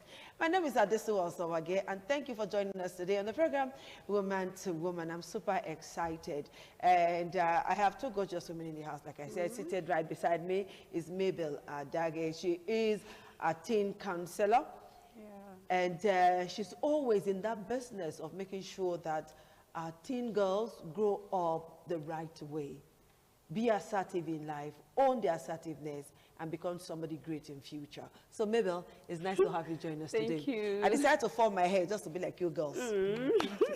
All right, seated beside Mabel is no other than herself. After you, now you. Princess Bola Akalame. She's a politician, she's a writer, she's a businesswoman. She's also a teen counselor. So you see, these women are into the business of making sure that our girls, whether biological or not, grow up to be better persons in future. So Bola, it's nice to have you join us. Thank you this for one, having looking, me here. you're very Christmas. Thank you. You too. All right, ladies, we want to talk about Christmas. All right, let's start with what, let me ask you, what does Christmas mean to you? Christmas is the birth of Jesus, and he's the reason for the season. And it's not a time to kill ourselves for anything. I like that one. So, Bola, What's Christmas to you? What does Christmas mean to you? Yeah, it means the birth of Jesus Christ, the season of love, season of joy, season of forgiveness. Wow. Yes. That's fantastic. And season of merriment. I won't offend you. I hope you go forgive me. All right. So can you tell us about the most memorable Christmas you've had so far? Most memorable. Can I say most? I think every year, God will be so kind. And every Christmas is good to me. It's good memorable to me. That's nice. So what's yours? Is this year? This year, 2025. Yes. Tomorrow. Tomorrow is the best for me. Okay. You know that this period of Christmas, many women go don't fight. They go don't tear clothes, you know, because of Christmas. Money for chicken, money for rice, money for new clothes and all of that. Yeah. What's your take on this? All right. I think Christmas is not a time to fight for anything. Okay. Irrespective of what your husband is bringing to the table during the season of Christmas. Okay. You know, a lot of women actually, they have missed it in so many ways. Okay. Because if you go to some streets right now, you will see husband and wife fighting on the street. Like, you go see the woman don't hold the husband clothes for next So today not today. Today not today. You not be man, you be half man. You not see what Mr. So brought to the table. Like, so they brought 1 million. You 10,000 naira to do what? No, I saw a post today. I laughed when I saw it. I think the post talked about, you know, kind of Jesus talking, telling everybody, I am actually the reason why everybody are celebrating, you know. So don't go and kill yourself. If I'm not killing myself, don't kill yourself. Okay. Christmas is not a time to fight. Whether you have something to cook or not, manage it. The reason is because this is not your last Christmas. If it's your last Christmas, you can fight. But as far as you have hope that there is still more Christmas for you to celebrate, there is no need of fighting your husband. Okay, but I know you want to say something about that too. Yes. She said women missed it already. Of course, a whole lot of women, you know, they take this Christmas as if there's not going to be any other Christmas again. You know, a Christmas you do every year. It's something of joy. It's something of merriment. Jesus came to this world. They gave birth to Jesus Christ so that everybody will be happy, so that everybody will have this joy. Joy to the world. Joy to the world. You know, He came to the world for us to have joy, and we are having joy. But why are women fighting their husbands for Christmas money, for Christmas new clothes and all of that? And that is the orientation we need to change. That whatever you have, manage it. Take a little one you have. Don't think of everything. I have seen a whole lot of women. They will go to the market to buy credits. You dominate. Children's clothes credits. On credit, they will buy their clothes on credit just for the Christmas. They hold a lot of people just for the Christmas. It doesn't worth it. What Christ wants for us is just for us to be happy and be joyful that this is the birth of Jesus Christ. Okay. We should be celebrating and enjoying ourselves. Okay, maybe let me ask you this question. Okay. Now that both of you have said, but how should we celebrate Christmas? Women know, how should we celebrate Christmas with our families, with our husbands, with our friends, with people like Momo and all of them that are watching, you know? Okay. You don't need everything to celebrate Christmas. Okay. You don't need everything. You don't need full cow. You don't need the whole world to celebrate Christmas. You being alive alone is enough for you to even gather your household and give thanks to God right there in your bedroom. Somebody told me something some time ago that in their compound is a place of competition back then. That Christmas time, everybody will bring out their pots and be cooking. And if you don't have, you are in... 40. You can see. She said one particular Christmas like that, there was nothing for them. When I mean no single one cup of rice. He said when everybody in the compound brought out, you can see that open backyard where they are cooking. She said she brought her pot, she put water inside. She brought it from the room. She poured water inside on her stove. As they cook, she too they boil her water. As the tea don't boil finish, you don't know what it is inside. She don't carry and go inside. All of us cook for Christmas. We don't cook. You know when you were talking, you said it's a time to forgive. You forgiving is something that is giving Jesus joy. So you're not a prophet. I'm not be prophet too. I say no, say I just know. Yes. Okay. In fact, we are Christ-like. Yeah. You cannot be saying you are celebrating Jesus Christmas and you are keeping mindless. Then you are drinking, celebrating. So we should stop deceiving ourselves. You forgiving that person that offended you for a long time is a whole lot. You don't need to kick out. Ask me day here now. Now this morning I know say tomorrow now Christmas. All right, we'll take a very short break. Very short break. I mean very short break. We'll take that very short break and we'll come back. I'll come and ask Bola this question. You go see Christmas Carol for me. All right, we'll take that short break now. Stay tuned.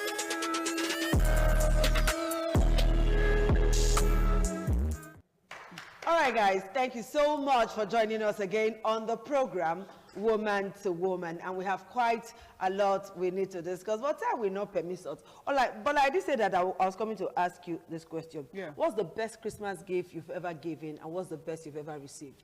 Yeah, the one I've been giving Christmas gifts for how many years now? And, I don't know. Now you can tell me how many years. Yes, for years I've been doing Okay. that. Because I put it to myself that every year I give food to the less privileged. Aww. I go out to give out money. I give food. Even this year, myself and my husband, we brought out some bag of rice and we give it to the people in the street.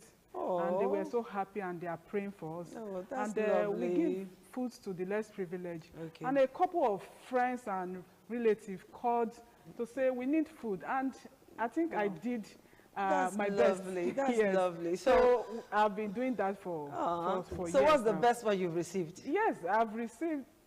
Can I? You It can't may count. not be monetary prayers and a whole lot. That's and the best lovely. gift is when God answered my prayer 2023. Yeah. With a bouncy baby girl. I don't have a proposal here that would have gone.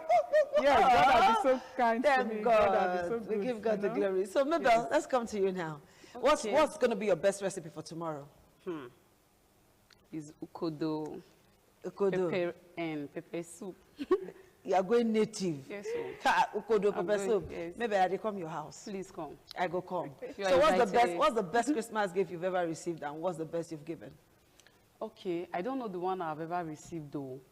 But you know the one that you have given? Yes. Okay. By always talking to, okay, every Christmas and every birthday, my Yes. birthday, I always make sure that I have up to 10 teenagers to talk to. Okay. You know, Christmas time is a time for a lot of girls Yeah. to lose their Some self girls out will there. they will debut sex, Yeah. definitely. Yeah, They will so- debut sex. Yeah. And unplanned sex for that Unplanned matter. sex for that matter. You know, January you will see some. I'm sorry to say this. You will see some hospitals. You know, girls are running up and down. Why a lot of them They are losing finding their their flower. lives, looking for finding their flower. They are looking for their flower. Their flower lost for December. So it's a time for me to give them orientation that this is not a time for you to kill yourself. Okay. You cannot eat your cake and have it. So, Bola, what advice do you have for girls this period? She just said that this Christmas now, some girls, they go lose them. You go lost. Of course, just because they You want go to lost. buy Their hair. rubber go tear. Go So lost. I'm looking for 100 million naira to buy hair. So I'm Yeah. looking for thousands to buy hair. Just small pikino. Just a little 14, girl. 13 They are years. looking for 200,000, 500,000 Where their just to buy mama dey? bone straight. I want to use bone straight. I must use bone straight in this Christmas, and that is wrong. That is wrong. You don't need that. As a teenager, as a girl, when you are not doing tangible things, you don't need all of that. In those days, we depend on our parents. During Christmas, But now anything they parents brought- are depending on their that daughters. is the worst thing we are experiencing Parents now. are depending on their You know, daughters. in those days, your parents will buy a clothes, a shoes, even bigger shoes that is bigger than Oversized. your oversized. Or 4 years. Or So 7 you and will one, still the be one that using you it for will 4 use years for and all 4 of that. years. And you'll be happy. Our You know, mothers do you know will that be those days, there. when your parents bought a clothes, do you know that you want, when you are on the 24th, that is the like today. Christmas Eve now. You want the days to be running faster. can't wait for Christmas the night, to you want come. people all through the night. I can't forget that experience. You know. But nowadays it's not like that again. When I wear them every every day. Just I wear them, waiting for 25th. Wait for 25th, you'll be trying them on. Christmas are Okay, so so like Abola said, parents are now reversing roles. Their daughters are now the one doing Christmas for them. You see parents say, tell her, say, we never buy chicken. Who be that boy? Who be that boy? First way you go bring, you go teach her some kind of sense. Yes, you know. Why you that guy? But mothers will say, that guy, you must file. You don't tell her, say, Christmas chicken no day. Christmas no day. I bet what you want to tell those kind, mama? You know, there was a program we did one time. Yes. It was related to this talk, these your questions. You know, whereby you will see mom that they will be telling their female children, now only one parfait you see buy for there. Now one person did this house. Will not be 3 for you. Why you buy one? You don't see how that girl when the opposite they do. I say you're old, like those women, I don't know what to call them. We go flog them for ring road. But their judgment, they Baba Jesus hand. Those women who are doing yes, something. because they are not happy this generation at all. I told you that time now that even with the government workers, you don't bring out 200,000, 300 to buy one hair. Except say your husband or your boyfriend or politician. Mama, you they do it because Mama introduced you as a politician. I cannot do it. It's instrumental payment. I pay small to get what I want, including this one that I'm wearing. You pay small. Yes, now it took me 3 months to pay. I won't lie you, but if you go to where they are selling hair, you will see 15 years old. We transfer 500, 550, 350. The one I saw of recent, I stood afar, I was not looking, asking myself, which job are you doing? I don't know if time will permit us to share something. I want to share one experience. You can share that experience in a minute. Yes, I can. That I saw last month. I went somewhere and I stayed there overnight. So as I was there with my friend's friend came. Should I say my brother's friend came? Let me use that word. Ma, as we were there, that my brother's friend said, he no go fit sleep like this, so he need person when he wanted day overnight. That was actually my first time in life to experience such scenario. Within 2 minutes, they control one babe. The babe not know the girl. The babe not know the guy. The guy not know the babe. Hook up. Mama, they priced it as if they were pricing crayfish or Christmas fowl. It was 25,000 naira they paid that girl. That my brother's friend. I did not sleep all through the night. I was crying when I did hear for another person picking. Do you know that the guy stayed for 3 days before he left for the other day? He said he still need the girl to come back. The girl was not the one calling how far show they. The girl now said, I don't have money. He said, move down 15. This one now, is not because she's hungry. Now my rice she still chop that day. The tea pay me, but I could not just say no to my brother and the friend. You get now my food. Now he chop. He pay me, and I plead the blood of Jesus for that food before I give him, so that God will fit change him. Last night was because he put on for last speaker. We they hear the gist.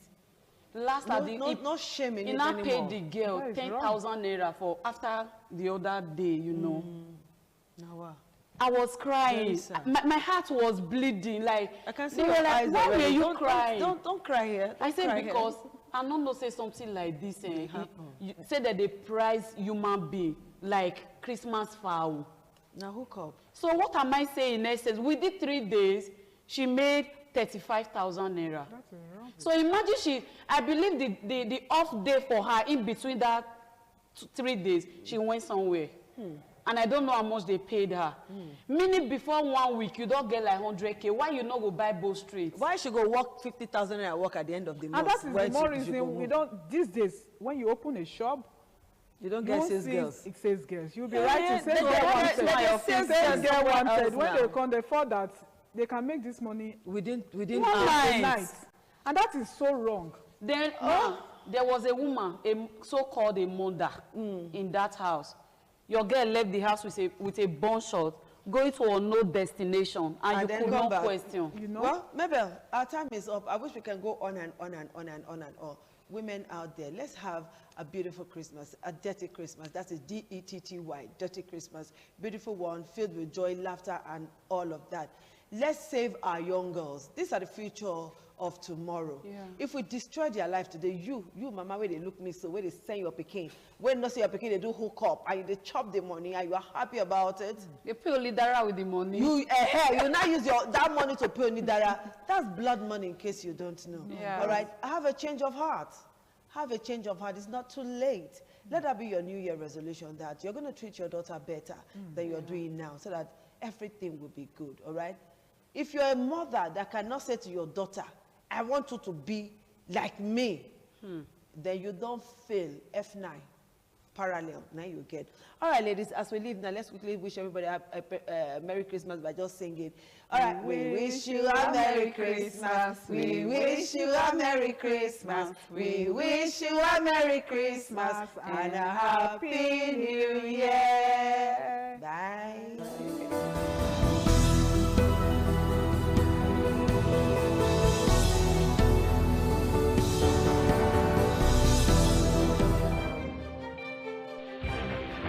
This is ITV.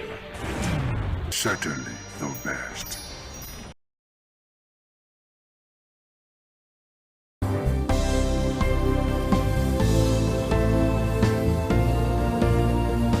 Thank you very much for joining us on the program, Healthy Living. What is the kidney? The kidney is an excretory organ in the body, which is for metabolism. Tuberculosis affects many organs in the body, but the common ones it usually affects is the lungs. Epilepsy is a neurological problem. Okay. It is an injury in the brain, which causes someone to begin to convulse, to go into fits. It is curable, but the cure is a long-term thing. If you eat well and avoid those risk factors that will make your immunity to be down, then the risk of contracting tuberculosis will be reduced. If you're healthy, then you're wealthy.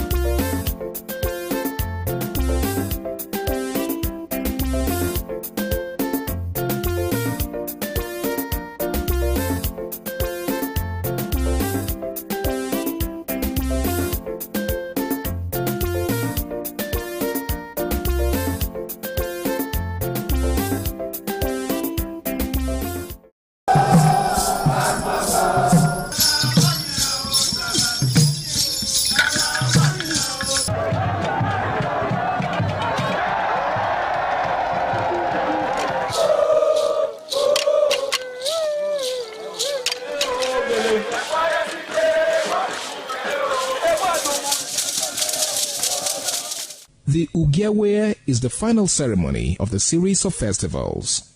It is one of peace and lightheartedness, following the more solemn of the ritual year.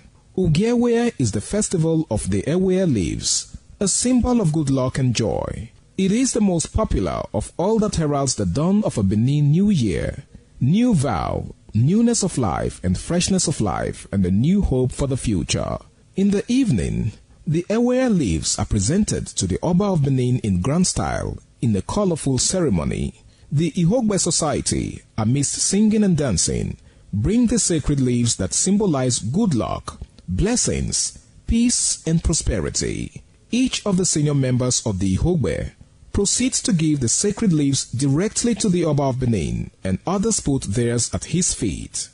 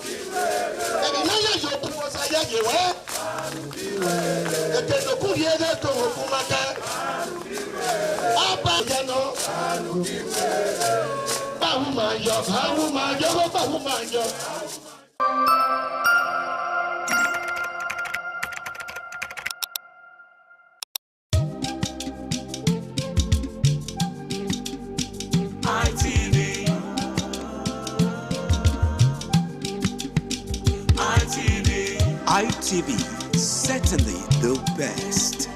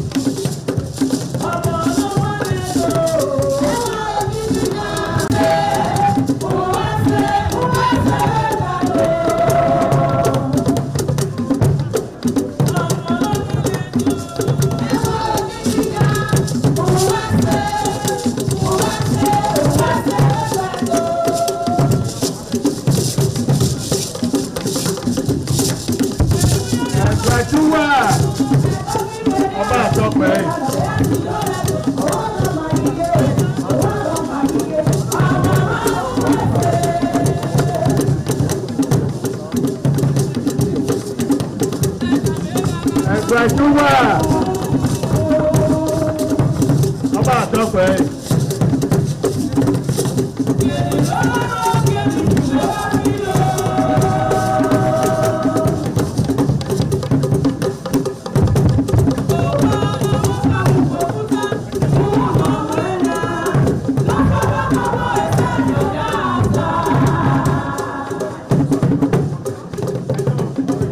Gbajúmọ̀.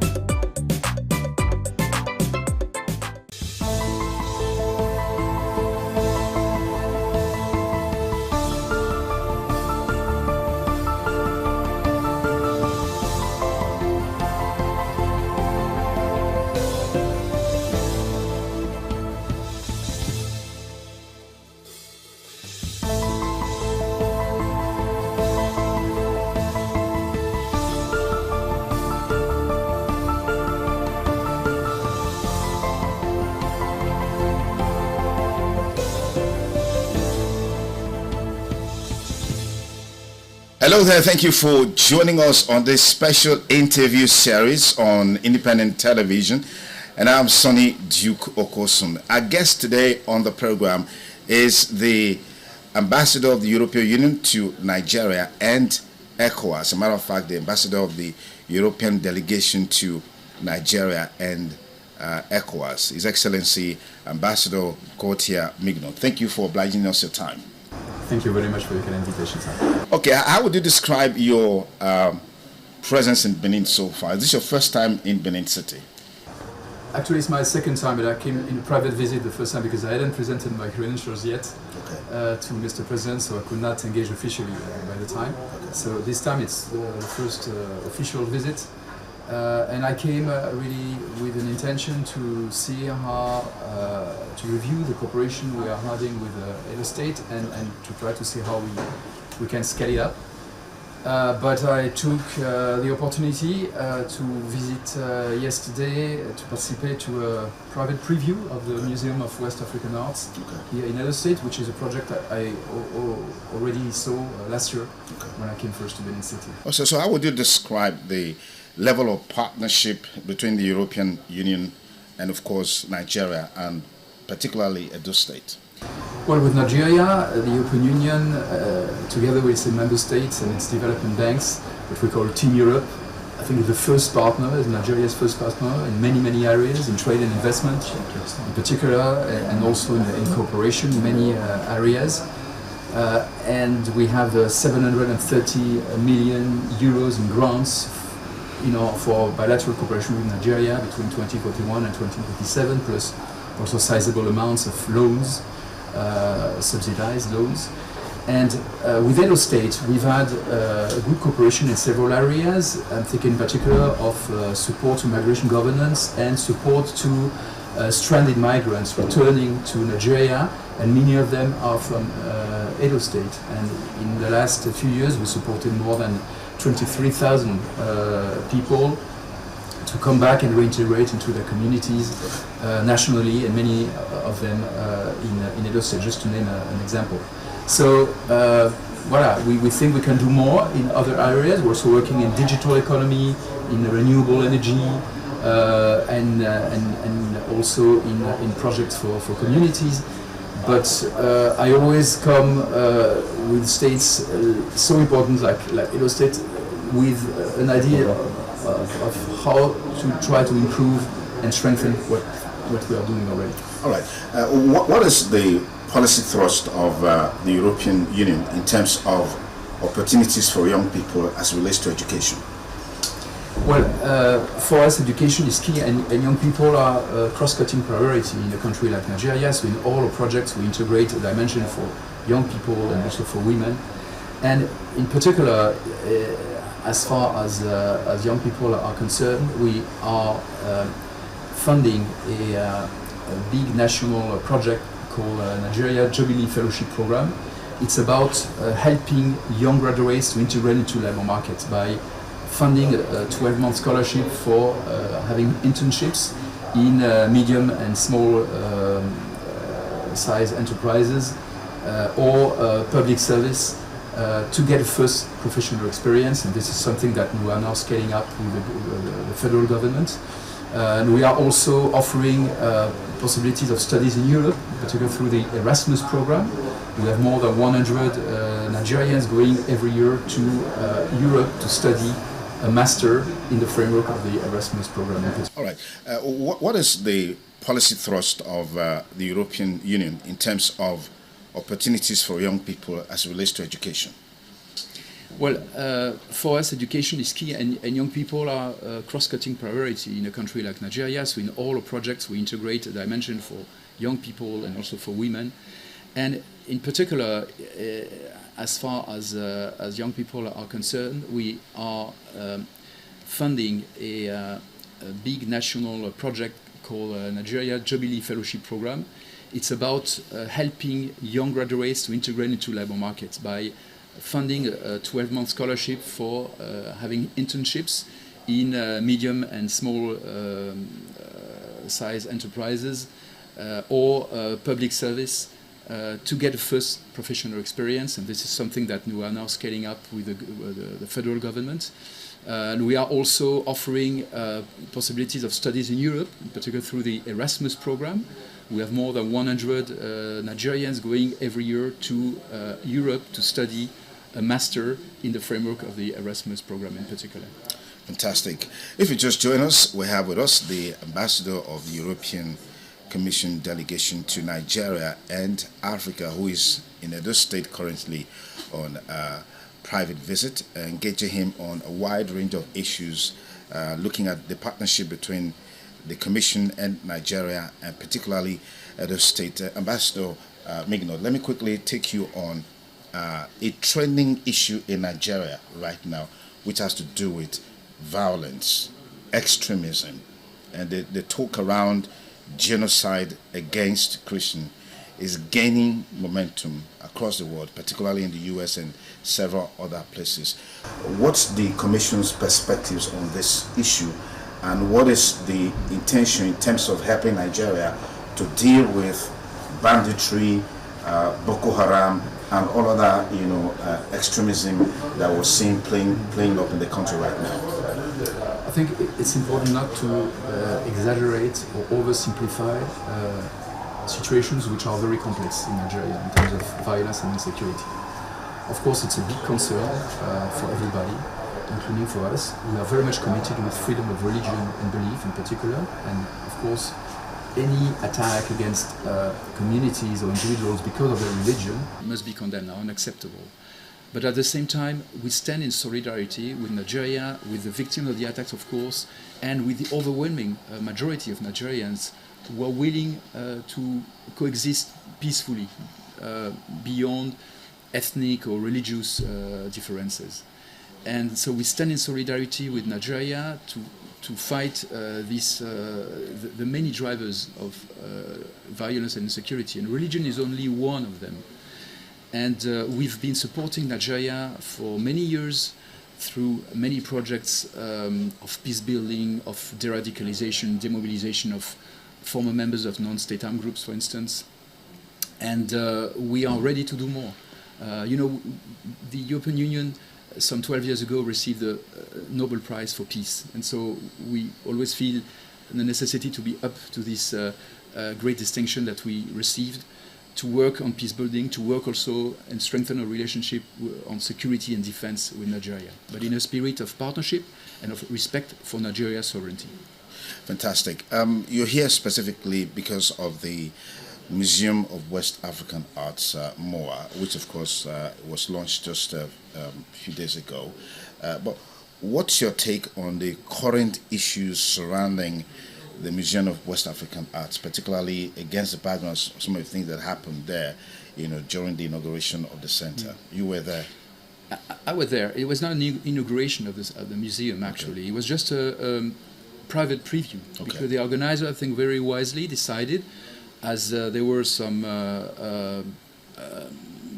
criticisms, to postpone the formal inauguration of the museum. They announced this already a few days ago. And so yesterday was just a private preview for partners, friends, diplomats like myself and other European ambassadors. The EU has no direct involvement in this project. We are not funding this project. We might do it in the future because we want to partner more with museums and cultural institutions in West Africa and Nigeria, but we have no direct involvement so far. So I came here really to see the advancement of this very wonderful project I discovered last year when I came first, which is a great opportunity for Edo State, for Nigeria, and for West Africa. It's a West African museum. It's not about only Benin or Edo State or Nigeria, even. It's West African. And I must say that the experience that we had yesterday was quite unpleasant and deplorable, because this private event on a private property was disrupted by so-called protesters who came in, allowed by the police, because there was security all around, but they left them in. And they disrupted the whole event. So it's exactly how you scale off. You scale off investors and development partners coming in good faith, to partner with your community. And Germany, for instance, has invested 8.5 million euros in this project. If now they see that this project cannot operate normally, the conclusions will be quite clear, not only for Germany but for all European stakeholders. Fantastic. Let's look at a general issue that relates to the involvement of the Western world in Africa in terms of development, in terms of partnership, in terms of insecurity. Talking about partnership, we're seeing the European Union, for example, always disposed to giving loans to African countries, Nigeria inclusive. The perspective of these loans being a trap for developing countries, underdeveloped countries. What are your thoughts? What's the Commission perspectives on this? Well, this is a trap where we felt collectively, the lenders and our African partners 30 years ago, and we had at the time to pardon part of this debt, to do a whole work to get out of this situation. So now, through, in particular, our new cooperation strategy, which is called the Global Gateway Strategy, we are very attentive not to fall again into this trap. So we limit the level of indebtedness of partner countries. We give subsidized loans. We don't want to fall again into this trap. And what we are seeing with concern is that African countries, some of them, are falling again into this situation with other lenders, not the European Union, because we've learned from our first experience. So this is why now we work very much with financial instruments, blending loans with grants, for instance, subsidized loans which create revenues for the country, so making sure that they can be reimbursed. So it's really a point we are very attentive to. On a global scale, we've seen the disappearance of peace, so to speak, at the global level. I mean, the Hamas-Israeli crisis there's a ceasefire, there's some sort of agreement, but we're still seeing some measure of violence. We saw recently the RSF activities in Sudan, particularly in Al-Fasher. That crisis is still going on.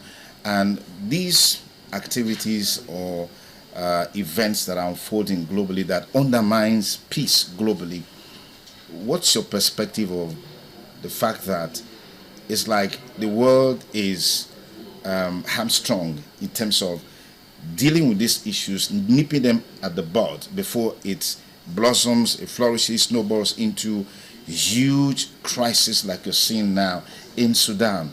Hunger is there in Hamas, there's starvation, there's poverty, and all of these issues happening. Why is it so difficult for the world leaders to have a consensus in terms of how they can collectively respond to these issues? Because we have collective rules in the United Nations Charter, international law. And what we have seen over the last 10 years or so is that very important players have not respected these rules. You know?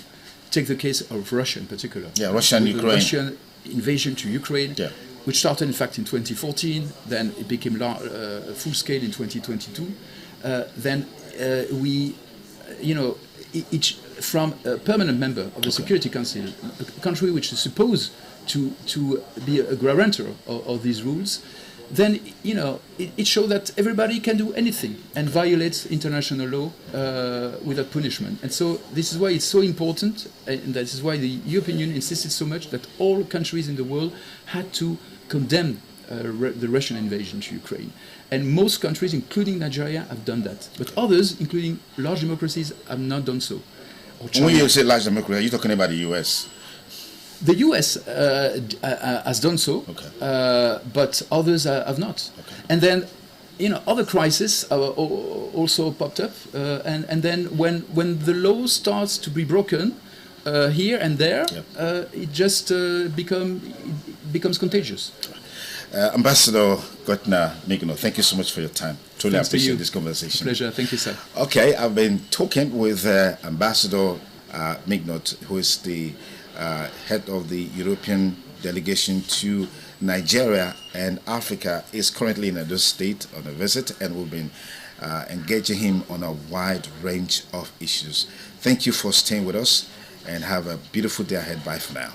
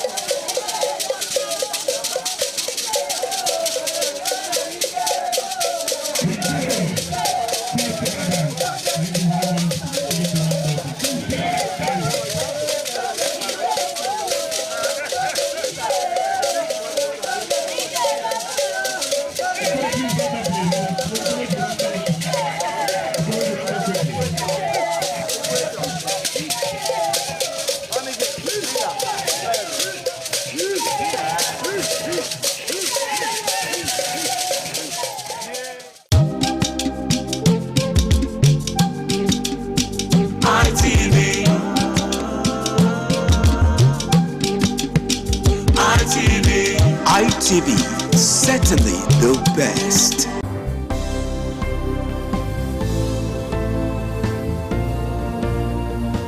Thank you very much for joining us on the program, Healthy Living. What is the kidney? The kidney is an excretory organ in the body, which is for metabolism. Tuberculosis affects many organs in the body, but the common ones it usually affects is the lungs. Epilepsy is a neurological problem.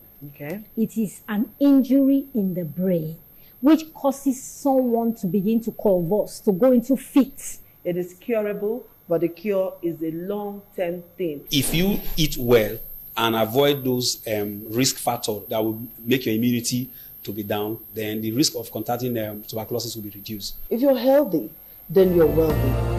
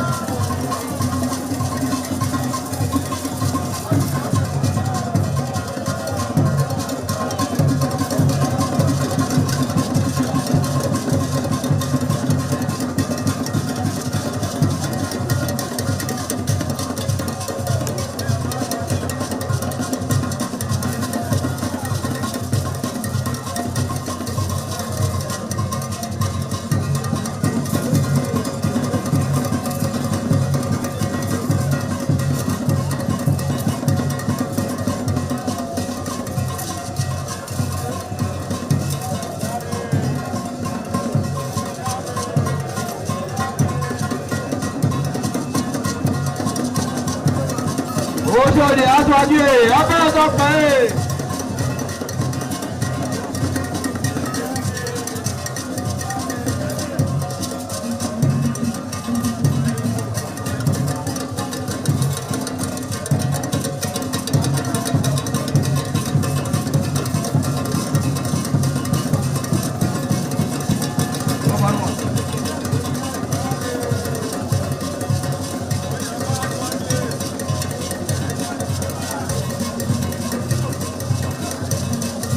Ayaba sọ́kàn ẹ̀ abẹ́rẹ́ sọ́kàn ẹ̀.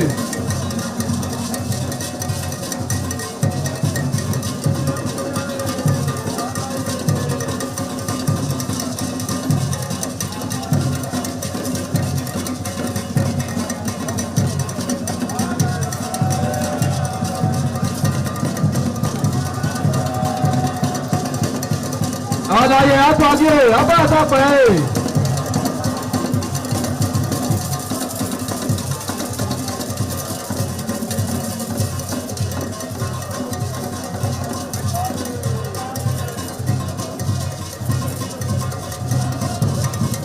Ẹgbẹ̀dúwà.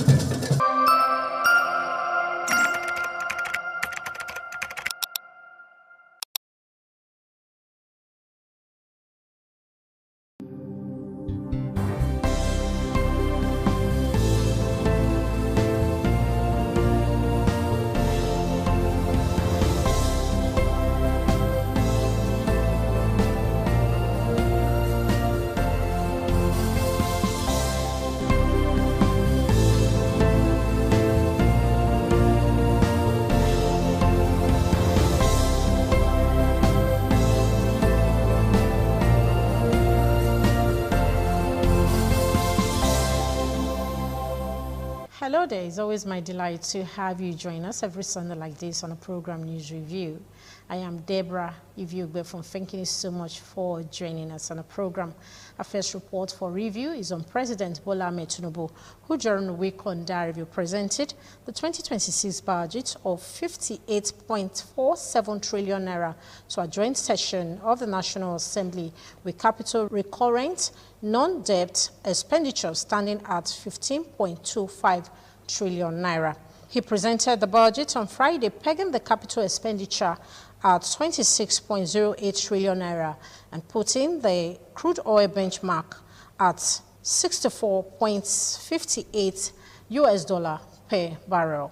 In the same vein, we reported during the week on review that the governor of Edo State, Senator Monday Okpebholo, presented the 2026 appropriation bill and budget estimates of 939 billion 850 million naira to the Edo State House of Assembly for consideration and approval. The budget tagged Hope and Growth is aimed at consolidating the gains recorded over the past 1 year and expanding developmental projects across the states.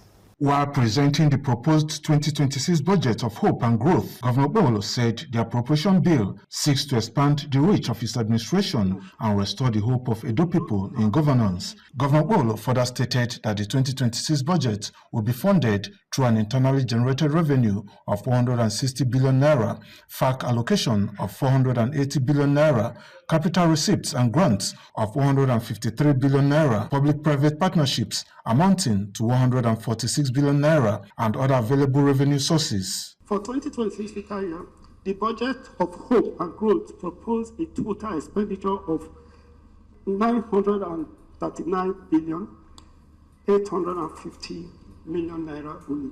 capital expenditure with the 637 billion, that's representing 68%.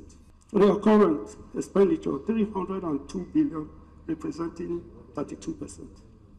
Edo State will continue to prioritize capital projects such as roads, schools, hospitals, water, housing, and economic projects. Earlier, the Speaker of the Edo State House of Assembly, Right Honorable Blessing Abobaku, assured that the 8th Assembly would continue to partner with the Executive to ensure the successful implementation of the administration's SHINE agenda. I know there will be hope for Edo people with this budget. Some residents of the state also shared their views on the 2026 budget estimates. With this budget of consolidation of hope and growth, we are expecting a lot of dividend of democracy. I see prosperity. This is also in line with the SHINE agenda. The government had met well, and that all the per capita project and its vision of SHINE will take us there. The 2026 budget of hope and growth, anchored on the administration's SHINE agenda, represents a 17.5% increase, amounting to 140 billion 30 million naira over the 2025 budget estimate of 799.8 billion naira. Kingsley Uchebu, ITV News. The Economic Community of West African States, ECOWAS, John Wekon Darivio, says it is set to establish a joint counter-terrorism force as part of renewed efforts to confront the growing threats of violent extremism across the sub-region. The chairman of ECOWAS Authority of Heads of States and Governments and President of Sierra Leone disclosed this while addressing the 68th ordinary session of the ECOWAS Authorities of Heads of State and Government held at the Banquet Hall of the State House, Abuja. The 68th ordinary session of the ECOWAS Authority of Heads of State and Government was presided over by the President of Sierra Leone, Julius Maada Bio. Nigeria, as host nation, was represented at the summit by Vice President Kashim Shettima, who stood in for President Bola Tinubu. Speaking, President Bio expressed deep concern over the activities of multiple terror groups operating across West Africa, warning that they continue to exploit the fragility of the region's border to carry out cross-border attacks and destabilize member states. According to him, the proposed joint security force is aimed at strengthening collective defense mechanisms and enhancing coordinated responses among ECOWAS countries in the fight against terrorism. On behalf of this authority, I strongly condemn the unconstitutional change of government in Guinea-Bissau and the attempt to subvert the constitutional order in Benin. I commend the rapid mobilization of ECOWAS troops and air assets, with Nigeria taking the lead to safeguard constitutional order in Benin. Speaking earlier, President of the ECOWAS Commission, Dr. Umar Aliu Toure, condemned coup in the sub-region while commending the effort of Nigeria in crushing the Benin Republic coup d'etat. The regional response has been measured but firm, and the swift action of our heads of state shows their commitment to democratic values and stability in the region. Then came the unfortunate attempted coup in the Republic of Benin, which met with a swift and resolute action of ECOWAS led by the Federal Republic of Nigeria. Nigeria has remained at the forefront of regional diplomatic and stabilization efforts, playing a key role in ECOWAS' collective response to political crisis through dialogue, security cooperation, and respect for the rule of law. From the Old Banquet Hall, Aso Rock Presidential Villa, Abuja, I'm Ikaro Atta, ITV News. President Bola Ahmed Tinubu John Wekon Darivio said he inherited a badly managed economy but has through several reforms turned things around for good. He was speaking while hosting leaders of the Obia Kingdom in Bayelsa State at the State House, Abuja. Receiving the Ogbia delegation from Bayelsa State, President Bola Tinubu assured citizens that his administration is committed to delivering lasting progress across all regions and defeating terrorism and other security threats across Nigeria. He also assured the delegation that his administration remains resolute in confronting terrorism, banditry, and other forms of insecurity threatening parts of the country. He said security forces are making steady progress despite the challenges. Further speaking on the national economy economy. The president noted that the nation's economy, which according to him was in dire state when his administration took office, has now turned the corner for good. He emphasized that the priority is to translate macroeconomic improvement into real gains for the people at the grassroots. It's a joy to listen to go down the history of our discovery. But fortunately, recently, God has given us the opportunity. Commitment to duty, the love of the nation is noticed by all, including myself. You mentioned Jonathan. Jonathan is a very, very good leader. He's a good citizen. He's a good son of Nigeria and leader.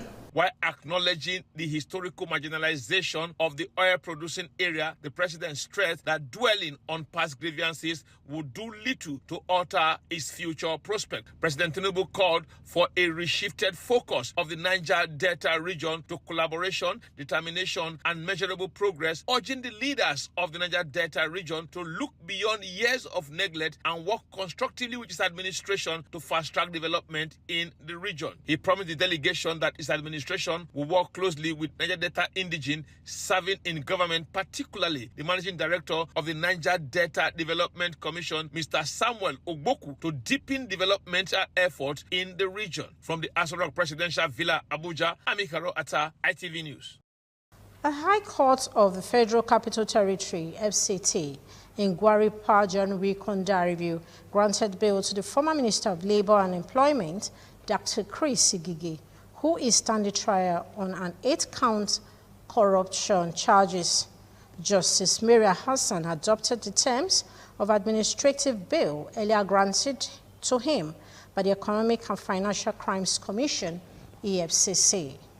The choir of St. Gabriel the Archangel Catholic Church, Benin City, led by the parish priest, Reverend Father Jerome Idebe, joined the growing list of choristers who held this year's Christmas carol service at the House of Igbenedion in honor of the Isama of Benin, His Excellency, Sir Chief Dr. Gabriel Usawao Igbenedion. Melodious tunes from the St. Gabriel the Archangel Catholic Church choir thrilled guests as they delivered powerful Christmas messages through songs. The first Bible reading was taken by the choir chairman, Mrs. Vera Okoli. The executive director, operations, ITV and radio, Chief Elder Ubede Wonse, took the second Bible reading, while the choir master, Mr. Paul Odigye, delivered a third reading taken from the book of Micah, chapter 1, verses 2 to 5. The angel of the Lord called to Abraham a second time from heaven and said, "By myself I have sworn, says the Lord." The people who walk in darkness have seen a great light. Those who live in a land of deep darkness, on them light has shined. After the fourth Bible reading by the immediate past chairman of the Pharmaceutical Society of Nigeria, Dr. Osaritin Nadege, the parish priest, Reverend Father Jerome Idebe, took the fifth reading and delivered a homily. Reverend Father Idebe explained that Christmas symbolizes the demonstration of God's love to mankind, noting that the Esama's love for humanity aligns perfectly with the true message of the season. We are told in John 3:16, "And for God so loved the world, and he gave his only begotten Son, and all who believe in him will not perish but have everlasting life." Angel Gabriel was sent by God to a town in Galilee called Nazareth to a virgin engaged to a man whose name was Joseph of the house of David. The event later featured native songs as the choristers proudly showcased the rich cultural heritage of the Benin people. In his remarks, the host and Esama of Benin, Sir Chief Dr. Gabriel Usawao Igbenedion, reminisced on fond memories and requested old Christmas songs, which were uniquely and beautifully rendered by the choir. All these characteristics new way of making Christmas, we are not used to it. We are used to doing nowhere. But I used to sing the old Christmas song.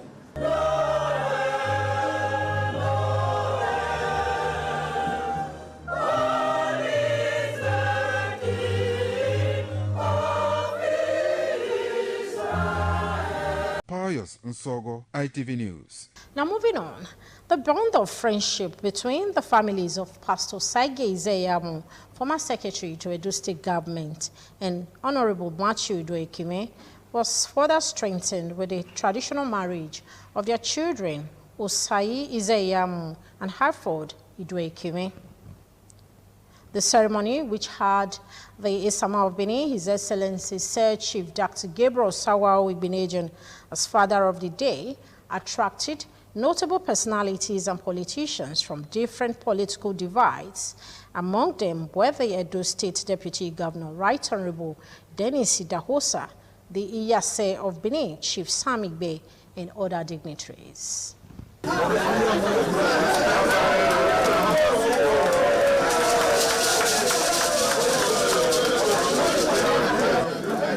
It was a brilliant display of Benin tradition and culture as the father of the bride, Pastor Osagie Ize-Iyamu, formally handed over his daughter to her heartthrob. The father of the day and Esama of Benin, His Excellency Sir Chief Dr. Gabriel Sawao Igbeneghu, played a strategic and symbolic role throughout the ceremony. After the fulfillment of the marriage rites as required by Benin tradition and customs, the event later shifted to the reception venue for further celebrations. The lavishly decorated tent was replete with the who is who in Benin, a retinue of political leaders, religious figures, and members of the business community, including the Edo State Deputy Governor, Right Honorable Dennis Idahosa, and several former deputy governors were all in attendance. The new couple later cut their wedding cake and thrilled guests as they took to the dance floor. Parents of the bride expressed gratitude to God and appreciation to guests for the successful ceremony.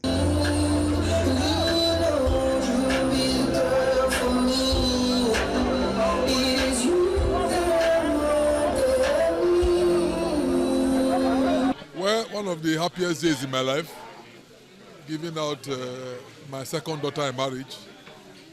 We must thank God for children and thank God to be alive. Joy, my second daughter is getting married to her heartthrob, and you can see that we are all in a joyous mood. It's from a noble family, the Iyase family. You can see that I'm the head of the family. My advice for them is that they should watch out for each other and avoid thinking about the fault of each other. Bringing two prominent politicians, children together in Edo South Senatorial District is a good thing to Edo South politics. Chairman of the occasion, Dr. Godwin Ehiyamusoy, remarked that the couple made wise choices, which was evident in the grandeur of the celebration, while guests also took turns to congratulate the young couple. I want to emphasize the fact that it is out of your love and sacrifice that made it possible to be here. Dignitaries and various groups present danced and rejoiced with the two families in celebration of the union. From Benin, Pius Nsogo, ITV News. Also in the week, we told you that the former two-term governor of Edo State and immediate past president worldwide of the Edo College Old Boys Association, ECOBA, Chief Lucky Nusaka Igbeneghu, was honored with the prestigious Excellence in Leadership Award by the Lagos branch of the association. The award was presented at the 2025 annual dinner and award ceremony of ECOBA held in Lagos State. Confirmation of the Distinguished Excellence in Leadership Award conferred on the former two-term governor of Edo State, Chief Lucky Nusaka Igbeneghu, in recognition of his sterling leadership qualities as president worldwide of the Edo College Old Boys Association.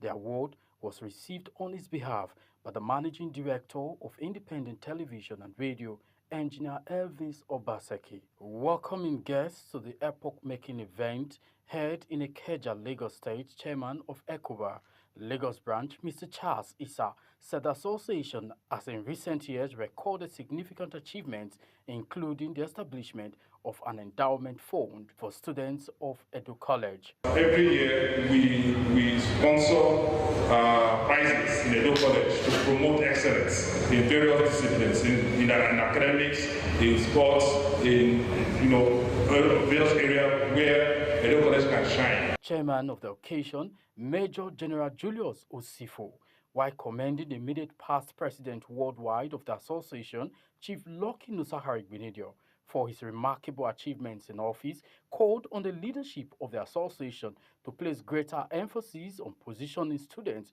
of the college for the effective use of artificial intelligence. We are pleased to have honored our past national president, Chief Lucky Nusahara Igbenedion, for his exemplary leadership of the School Old Boys Association in the past 4 years. Clearly and without a doubt, and I make bold to say that unequivocally, that Edo College Old Boys Association has risen to be the most prominent Old Boys Association in the Federal Republic of Nigeria.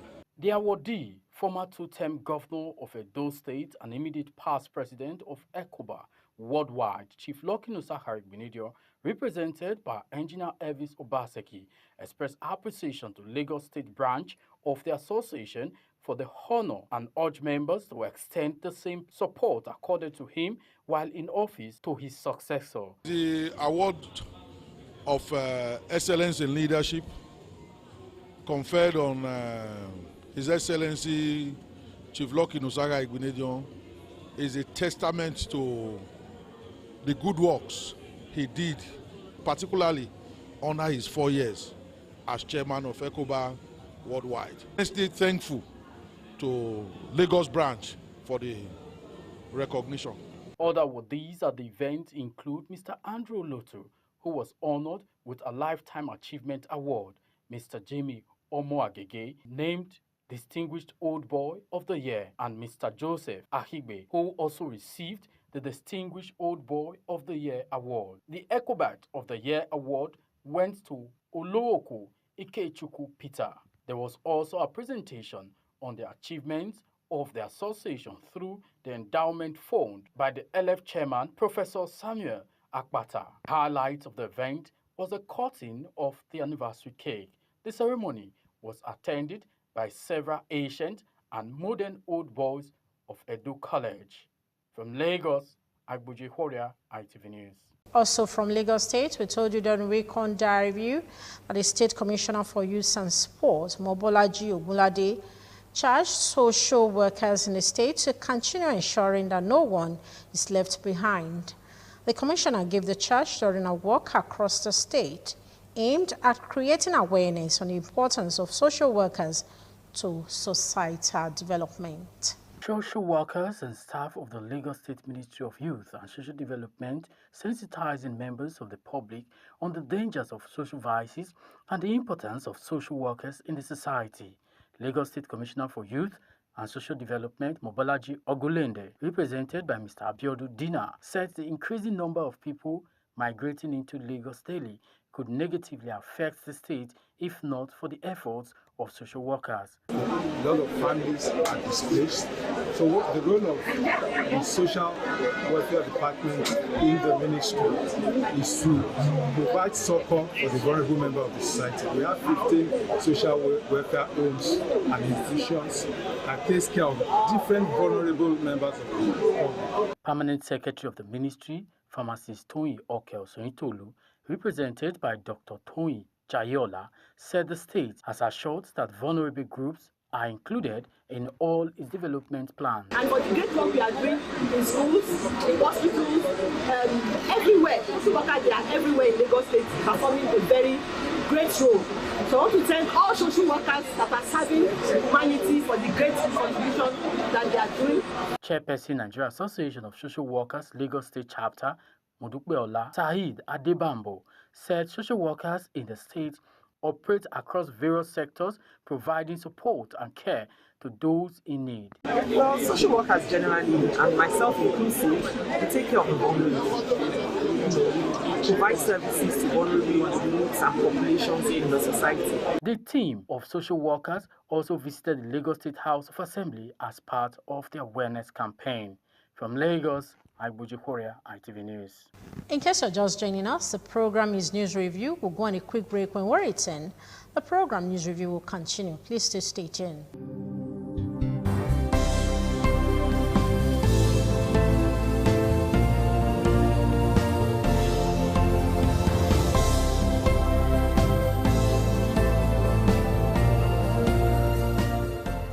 Thank Thank you so much for staying tuned to the program News Review. Now, moving on. The First Lady of Nigeria, Senator Oluremi Tinubu, provided financial support of 200,000 naira each to 250 elderly persons in Edo State under the Renewed Hope Initiative Social Investment Program. The support was delivered on her behalf by the coordinator, Office of the First Lady of Edo State, Mrs. Edesili Okpewolo Anani. The gesture by the First Lady of Nigeria, Senator Oluremi Tinubu, was represented by Mrs. Okpewolo Anani, aims at improving the welfare of senior citizens and ensuring that the elderly continue to live in dignity despite prevailing economic challenges. She said the Renewed Hope Initiative places strong premium on social inclusion and care for vulnerable groups, particularly the aged, noting that the program reflects the First Lady's commitment to compassionate governance and people-oriented interventions. As we approach the festive season, it is crucial to emphasize the importance of prioritizing our elderly citizens in our initiatives. They have walked difficult paths so that the younger generation may have a smoother road to travel. It is therefore our moral duty and indeed our joy to ensure that they live their twilight years in comfort, health, and dignity. Some beneficiaries of the initiative expressed gratitude to the First Lady of Nigeria, Senator Oluremi Tinubu, for the timely intervention. They described the selection process as transparent and the assistance a life-changing gesture. I appreciate this gift. Wonderful. I describe it. God is your star. God will bless her in Jesus' name. Never see this kind. I never see. This is my first time. And God will bless them for us. I'm very happy. I will use it to buy this for my family. We enjoy it together for the Christmas. The support under the Presidential Renewed Hope Initiative's Social Investment Program serves as a key platform through which the First Lady of Nigeria, Senator Oluremi Tinubu, supports vulnerable populations, reinforcing the federal government's broader agenda of social protection and inclusive development. Kingsley Uchebu, ITV News. And now to some religious matters. We told you during Weekend Review that Christians were advised to imbibe the virtue of love in their daily lives as means of building a more godly society. The spiritual leader of Christ Choosing Church of God International, Senior Apostle David Unuefe, gave the advice during the 2025 Festival of Nine Lessons and Carols, organized by Independent Television and Radio in conjunction with Christ Choosing Church of God International, GRA1 Auditorium along Airport Road, Benin City, Edo State.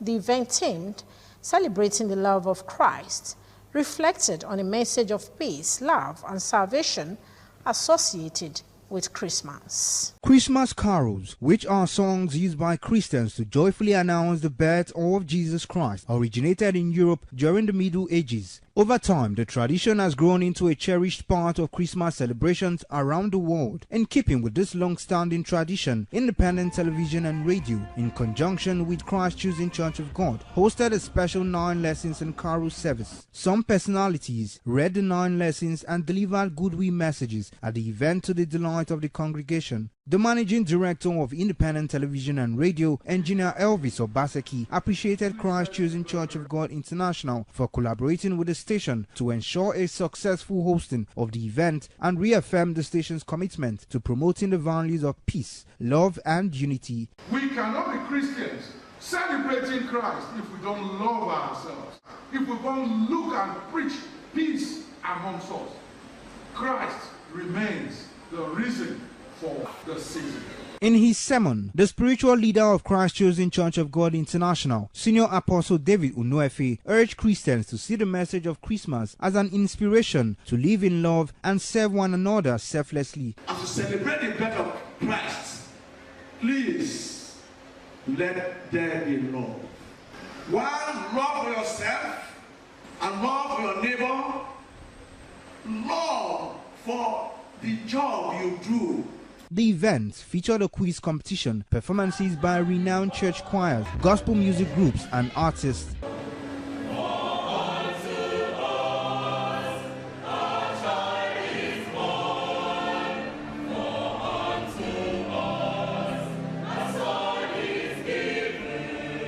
Highlight of the celebration was the cutting of the Christmas cake by Apostle David Unuefe in company with the management of Independent Television and Radio, led by the Managing Director of ITV, Engineer Elvis Obaseki. There was excitement as a gift was presented by ITV and Radio to Senior Apostle David Unuefe. There was a special appearance by ITV and Radio's Father Christmas, popularly known as Father Paul, who distributed gifts to the congregation. Chairman of ITV and Radio Planning Committee, Egosa Agbonlao, alongside a member of the Church Planning Committee, expressed satisfaction with the success of the event.